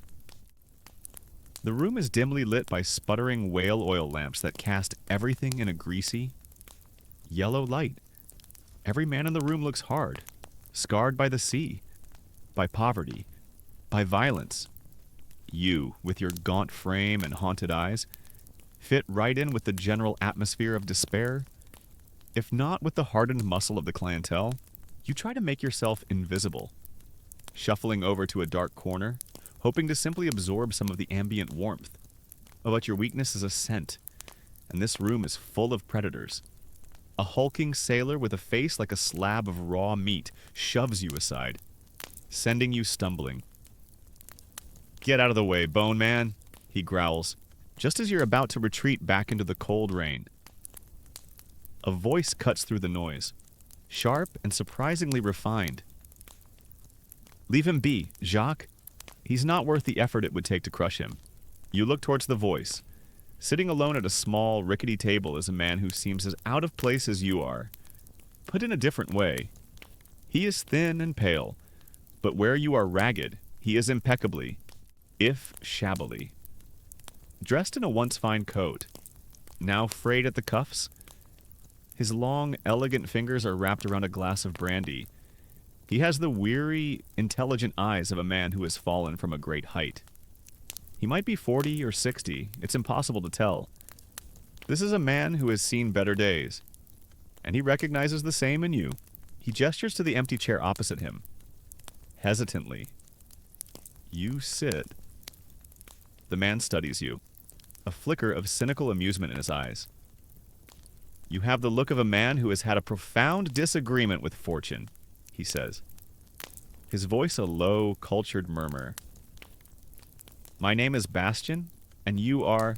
You give him your name, your voice a rusty croak. Well, Bastian says, taking a slow sip of his brandy. You look like you're 2 steps from serenading the angels. What brings a specter like you to a den like this? You don't have the energy to lie? Warmth. You say simply. Food. Bastian lets out a short, humorless laugh. Ah, the 2 great motivators. I can help you with that. The stew here is mostly gristle, but it's hot. And there's a flop house upstairs where a man can rent a piece of floor for the night. But I am not a charity. My friend, nothing in this world is free, least of all survival. I have nothing, you say, the words tasting like defeat. Oh, I doubt that, Bastian says, leaning forward, his voice dropping. You have the look of education about you. You're no common sailor, you were a clerk. Perhaps a man of numbers. A man who knows how to keep his mouth shut and observe. You nod, confused. Excellent, he says. A predatory gleam in his eyes. I find myself in need of a partner for a small business venture this evening. A venture that requires a cool head and a keen eye. Help me, and you will have a full belly and a roof over your head tonight. Refuse, and you can take your chances with the rain. Take your... It is a devil's bargain. Offered in a circle of hell you hadn't even known existed. But the alternative is freezing to death in an alley. There is no choice. What do you need me to do, you ask? Bastian explains the scheme. A wealthy young merchant's son, flush with his father's money and arrogant with drink, has been frequenting the tavern. Bastian plans to engage him in a game of cards. Your job is not to play. Your job is to sit at a nearby table, unnoticed, and watch. You are to be a lookout, to watch the door for the city watch. But more importantly, you are to watch the merchant's son. To observe his tells the way he fiddles with his glass when he's bluffing, the way he holds his breath when he has a strong hand. You, the ghost in the corner, are to be his secret weapon. He will use a series of subtle signals, a tap of his finger, a scratch of his ear to ask for your assessment. It is a simple, dirty, cheating scheme. It is a crime, but your hunger and the soul-deep cold make your decision for you. You agree. Bastian gives you a piece of bread and a glass of water to steady you. Then, the performance begins. The merchant's son arrives, loud and boastful. Bastian, with the smooth charm of a snake, invites him to a game. They sit, and you take your place at a nearby table, a specter nursing an empty cup. The game begins. The stakes are small at first. Then they grow. The air becomes thick with tension. You force your tired mind to focus. You watch the young merchant. You remember your days as a clerk, how you would study your employer, learning his moods from the slightest gesture. You apply that same detached observation now, and you see it. The young man has a tell, a ridiculously obvious one, when he has a good hand. He puffs out his chest slightly, a peacock's display of confidence. When he is bluffing, he bites his lower lip, a tiny, nervous gesture, at a key moment, as the pot of money on the table grows dangerously large. Bastian glances at you and subtly taps his left ear. Is he bluffing? You look at the merchant's son. He is staring at his cards, his chest puffed out like a pouter pigeon. He has a winning hand. You subtly shake your head, a barely perceptible motion. No, he is not bluffing. Bastian sees the signal. He deliberates for a moment, then grimaces and folds. Saving a significant amount of money, the game continues for another hour. You give 2 more signals. One saves Bastian from a bluff, the other gives him the confidence to raise the stakes. Correctly reading that the merchant's hand is weak, Bastian wins. Not enough to ruin the young man, but enough to make a handsome profit. He is a professional. He knows not to get too greedy. The young merchant, angry and drunk, throws his cards down and storms out. Bastian calmly collects his winnings. He walks over to you and drops a few coins on the table. "For the stew," he says. "And the flophouse. You have a good eye." "My friend, a very good eye." He buys you a bowl of the hot, greasy stew. It is thick with potatoes and a few precious bits of tough meat. To you, it is the most exquisite meal you have ever tasted. The warmth spreads through your stomach, chasing away the cold, rekindling the pilot light of life within you. Later, Bastian leads you up a rickety staircase to the flophouse. The reality of it is staggering. It is a single, large, low-ceilinged room filled with 20 other men in various states of drunken slumber. There are no beds, only thin, filthy pallets on the floor. The air is foul, a gagging mixture of sweat, cheap liquor, and human misery. But it is warm, and it is dry. This, you realize, is the hidden architecture of poverty. A world away from the graceful courtyards of the quarter. It's not home, but it's not raining, which is currently the pinnacle of luxury. You find an empty space on the floor, curl up with the precious bundle of your ritual items as a pillow, and fall into the first deep, dreamless sleep you've had in months. And you have survived. You have eaten. You are warm. But as you drift off, the snores and groans of the other lost souls forming a grim lullaby, you understand the true nature of the price you paid. You have traded a piece of your soul for a bowl of stew. You are no longer just a victim of a curse. You are an active participant in the city's underbelly. Bastian is not your savior. He is your new master. A man who now knows you are useful. You feel the small flannel gris bag that Jean gave you to create weight. No, that hasn't happened yet. You clutch the bundle containing your unwashed shirt and your mother's book. You are here, in this pit, because you needed to survive long enough to get back to Gion for the final ritual. But this pit has a gravity of its own. You have entangled yourself in a new web of crime and obligation. Breaking the curse is no longer just about saving your life. It is now about escaping this new prison you have built for yourself. One bowl of stew at a time. The final 2 days of waiting stretch before you. No longer a simple matter of endurance, but a tightrope walk over a cesspool of desperate men and dangerous bargains. The last 2 days of waiting are a tense, surreal nightmare spent in the shadow of Bastian. You are his ghost, his lucky charm. He keeps you close, feeding you just enough to keep your wits sharp, lodging you in the foul-smelling flophouse at night. You help him win a small amount at dice by watching his opponent's hands for tells. You deliver a cryptic message to a smuggler on the docks. You're gaunt. Non-threatening appearance, the perfect camouflage. Each task is a small betrayal of the man you used to be. Another layer of grime on your soul. You exist in a state of constant, low-grade fear, terrified that on the appointed night, Bastian will have one more job for you. One that you cannot refuse, forcing you to miss your only chance at salvation.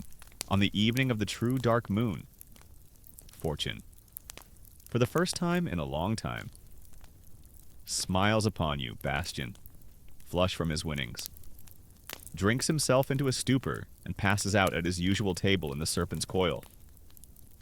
This is your chance. heart pounding. You slip out of the tavern's back door and into the night. You don't run. You don't have the strength. Instead, you melt into the shadows. A wraith moving with a desperate purpose. The journey to the Treme is no longer a walk of suffering, but the flight of an escapee. Every snapped twig, every distant shout. Sounds like Bastion's men coming to drag you back. You arrive at Jean's shack. Breathless and trembling, the blue door seems to glow in the moonless dark as you raise a hand to knock. The door swings open. Jean stands there, waiting. He doesn't seem surprised to see you, he simply looks at you, his eyes taking in your ragged state, and gives a single. Slow nod. He takes the damp, precious bundle containing your book and shirt from you without a word and ushers you inside.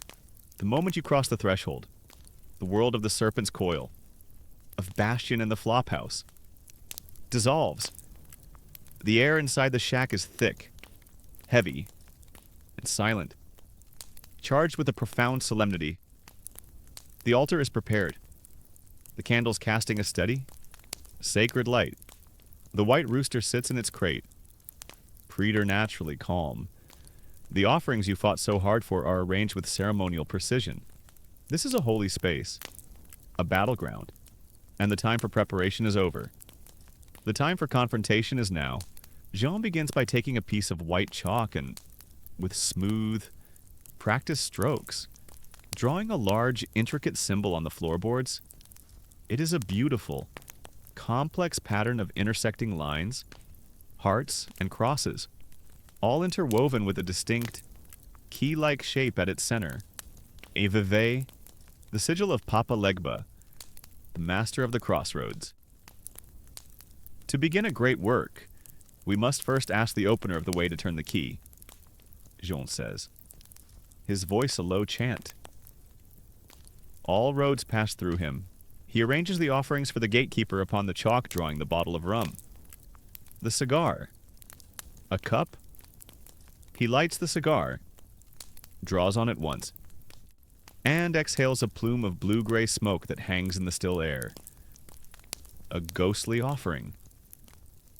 He pours a libation of rum onto the floor, then fills the cup. He begins to chant in earnest, his voice a deep, rhythmic creole that vibrates through the very soles of your feet. He is not praying at a spirit, he is speaking to him.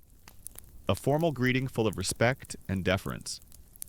He takes up his gourd rattle, and its dry, sharp shk shk shk cuts through the silence, weaving a net of sound that seems to pull the atmosphere tighter and tighter.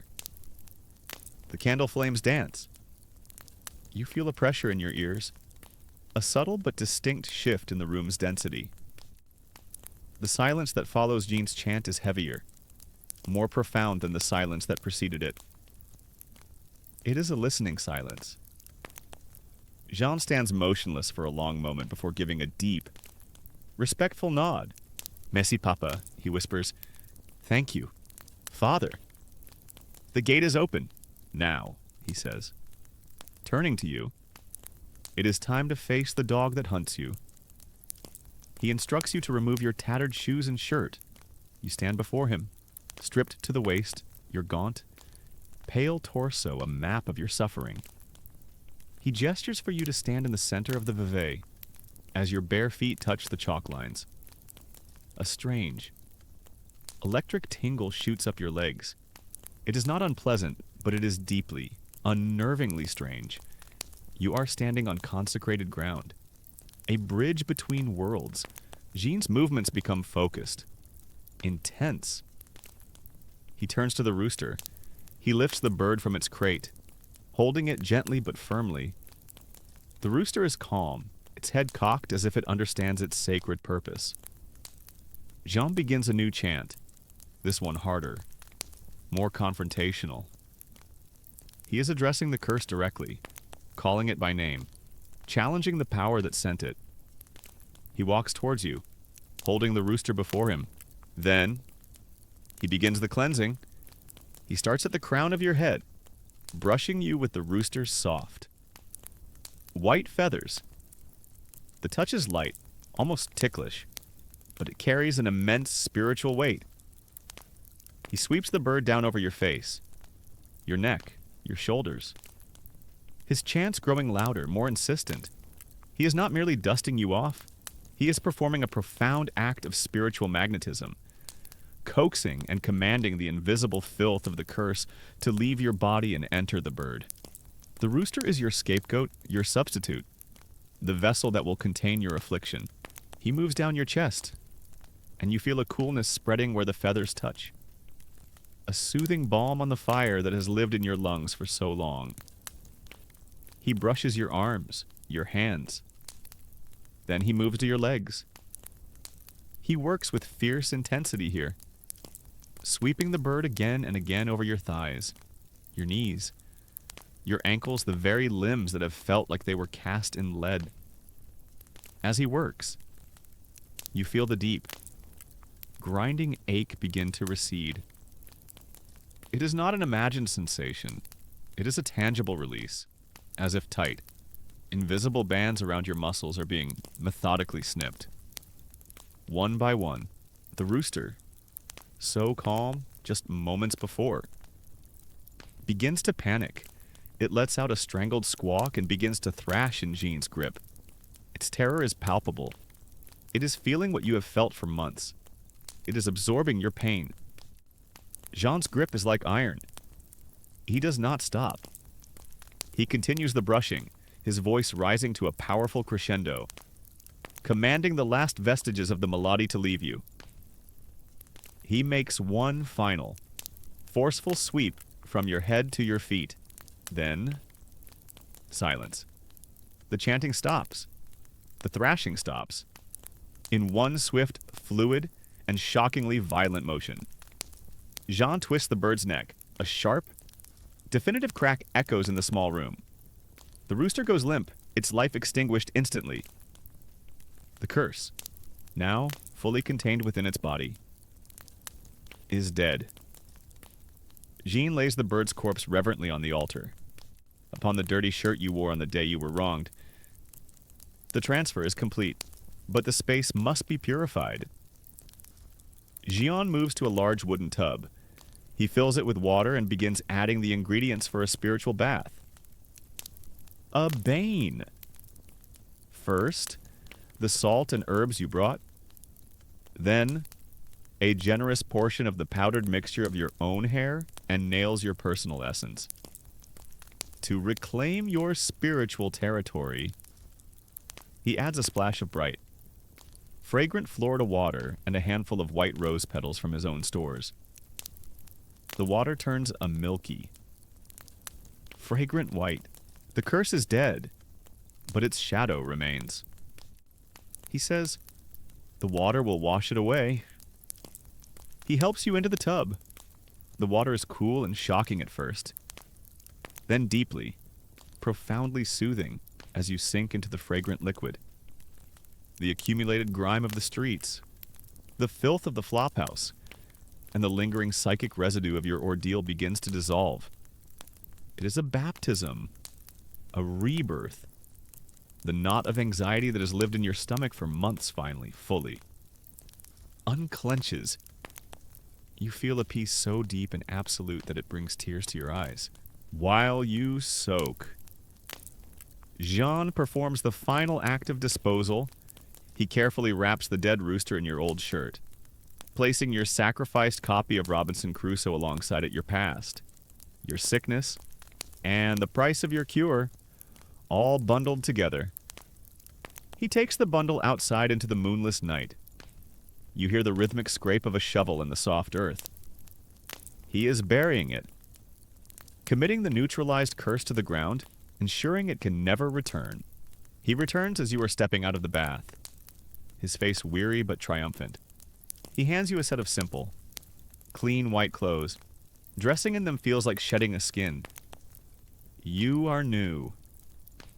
It is done, he says, his voice filled with a quiet, solemn finality. The knot is untied. The dog is slain. You take a breath, a full, deep, easy breath that fills your lungs with cool, clean air. There is no fire. There is no pain. The sensation is so foreign and so wonderful you almost laugh. You take a step. Your leg feels light, strong, normal. The curse is gone. Jean watches you, his expression serious. A great emptiness has been created in you. It must be protected. He turns to the altar and picks up a small, newly stitched bag of red flannel, a gris-gris. I made this for you while you waited. It holds salt to purify, iron to strengthen, and a white feather from the bird who gave its life. It is a shield. It will guard the peace that has been won for you. He anoints the small bag with a fragrant oil, whispering a final prayer, before pressing it into your hand. It is warm, and it seems to pulse with a faint, protective energy. What do I do now? You ask, your voice full of wonder and trepidation. You live. June says simply, your old life is dust. You cannot return to it. You have been remade. Go. Build a new life. Be humble. And do not forget the spirits who fought for you. He opens the blue door. The first pale. Lavender hint of dawn is breaking over the swamp. The air is fresh and cool. You step outside clad in clean white, owning nothing in the world but the clothes on your back and a small bag of voodoo magic. The weight on your soul. The lead in your bones, it is all gone. You are exhausted, weak from malnutrition, but you are spiritually scoured clean. You are free. You turn to thank him. But Jean just gives a final, weary nod and closes the door. You are left alone, a newborn man in the dawn of a new day, facing a world you must now learn to navigate all over again. The months pass, the seasons in New Orleans turning quietly upon themselves. The oppressive, wet heat of summer gives way to the gentle relief of autumn, and then to the mild, Gulf winter, which brings with it clean, cool air and crisp nights. The changing of the seasons mirrors the change within you. The shocked, trembling relief of the ritual has settled, and in its place, a quiet, durable peace has grown. Your new life, built from the wreckage of the old, has begun to take root. Your daily routine has become a soothing balm, a quiet rhythm to your new existence. You wake in your small, clean room behind the Cola seller's home. Not to the clamor of the city, but to the scent of chicory coffee and hot oil as she begins her day's work. You spend your mornings in the market, your desk an overturned crate, your ledger a simple, soft-covered notebook. At first, your work was only for the Cala seller, but your reputation has quietly spread through the market community. The letterman. They call you the quiet, educated man who can read a letter, write an order, or tally a column of figures with honesty and without judgment. You now keep the books for a vegetable vendor, a fisherman, and a woman who sells flowers. They pay you in their own currency a share of the day's catch. A bundle of root vegetables, a few coins. It is an economy of trust and trade, a world away from the contracts and invoices of the cotton office. You have earned a place. No longer the feared outcast, you have become a fixture. The vendors nod to you with respect. The children no longer flee from your presence instead. They watch with curiosity as you make your mysterious marks. You have learned their names, their stories, their small joys and sorrows. Community is not defined by geography or by skin color. You have learned it is woven from threads of shared experience, mutual dependence, and earned respect. You lost your old community of status and ambition, but you have found a new one that is truer and safer. Your relationship with the spiritual world has also matured. The terror is gone, replaced by a deep, abiding reverence. You are not a practitioner. You have neither the calling nor the knowledge for ritual, but you are a believer. You live with a profound awareness of the unseen world. Sometimes, passing a crossroads, you will quietly pour a little water from your cup onto the ground, a small, simple offering of respect for Papa Legba. You faithfully carry your gris-gris bag, its warmth in your pocket a constant reminder of your debt and your protection. It is not a good luck charm, it is an anchor, a reminder of the world's delicate balance. Every few weeks, you walk to the blue-doored shack on the edge of the Tremé. You no longer come as a client, you come as a friend, a bearer of gratitude. You bring Jean small gifts, a bit of quality tobacco you've bartered for, a good bottle of rum, a fresh fish from your fisherman friend. You sit together, sometimes in comfortable silence, sometimes talking of simple things, the weather, the news from the market. The curse, the ritual that binds you, is never mentioned. It doesn't need to be. It exists between you. A deep, unspoken understanding, a recognition of a life saved. In Jean's quiet, steady presence, you find a grounding, a living connection to your own transformation. When November arrives, the city begins to prepare for La Toussaint, All Saints' Day. It is a uniquely New Orleans tradition, a day both solemn and communal. On this day, the entire city seems to migrate to its cemeteries, its famed cities of the dead, to clean and decorate the above-ground family tombs. It is a day for honoring ancestors and reinforcing the bonds of family. The Caliceller, whom you now respectfully call Madame Sylvie, asks you to accompany her to St. Louis Cemetery number U1. Family is not only blood. She says simply, it is who stands with you. You enter the city of the dead, a labyrinth of crumbling plaster and marble tombs under the autumn sun. The air is thick with the scent of chrysanthemums, melting beeswax, and the dust of centuries. Families are everywhere, sweeping, whitewashing the peeling tombs, and arranging brilliant bouquets. You spend the afternoon helping Madame Sylvie tend to her family's tomb. You pull the weeds that have grown at its base. You take a stiff brush and scrub away the green film of a year's worth of humidity. You work in silence, feeling the gravity of the simple ritual. You are tending to the roots of the woman who gave you a chance, solidifying your place in her family of the heart. While you work, you notice a particular tomb nearby that draws a steady stream of visitors. People leave offerings, coins, flowers, pieces of candy. Madame Sylvie notices you watching. That is where Marie Laveau will rest, she says quietly. Even before her time comes, it is a place of power. You look at the spot, no longer a frightened outsider, but a man with a small, personal understanding of the spiritual currents that flow through the city. You feel a sense of reverence, not fear, as the sun begins to set, casting a warm, golden light over the ancient tombs. A deep peace settles in you. You have found your place, not just in the community of the living, but in its relationship with the dead. You are no longer a leaf blown by the wind. You are part of a tree, connected to the soil, connected.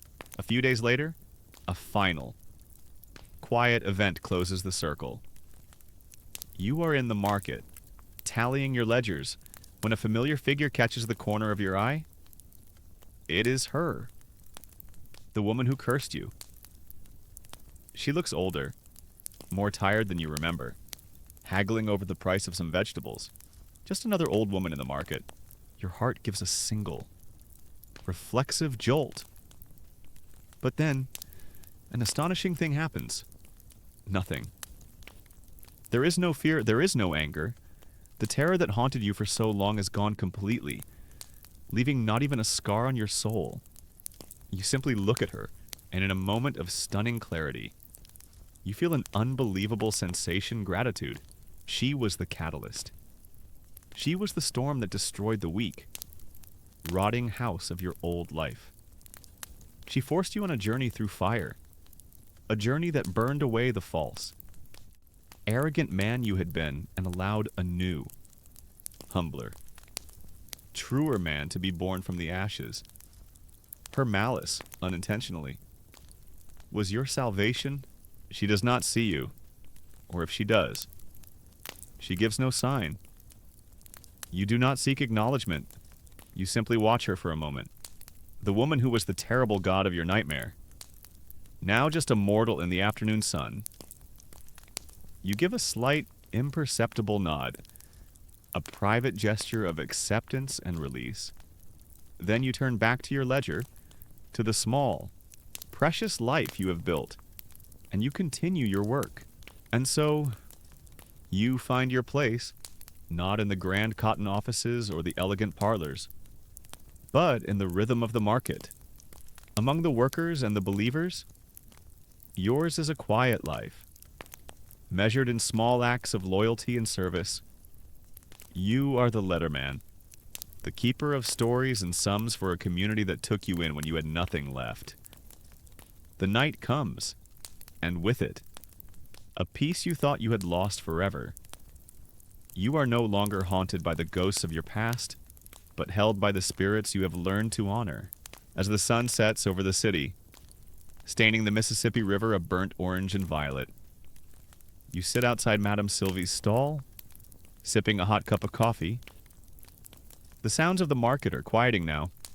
The vendors call their goodbyes, the rattle of wagon wheels on cobblestone fading as they head home. Oil lamps begin to glow in windows, warm yellow dots in the deepening twilight. From a distance, you can hear a lone clarinet, a single, bittersweet melody drifting on the cool evening air. You take a deep breath. The air smells of the river, of damp earth, and of night-blooming jasmine. It is no longer the scent of decay or danger. It is now the smell of home. The terror is over. The nightmare has ended. You have walked through the darkness and found an unexpected peace in the gentle dawn. Your mind is quiet now. Let that quiet envelop you, a warm blanket as the night settles in. Let the soft rhythm of the sleeping city carry you into your own slumber.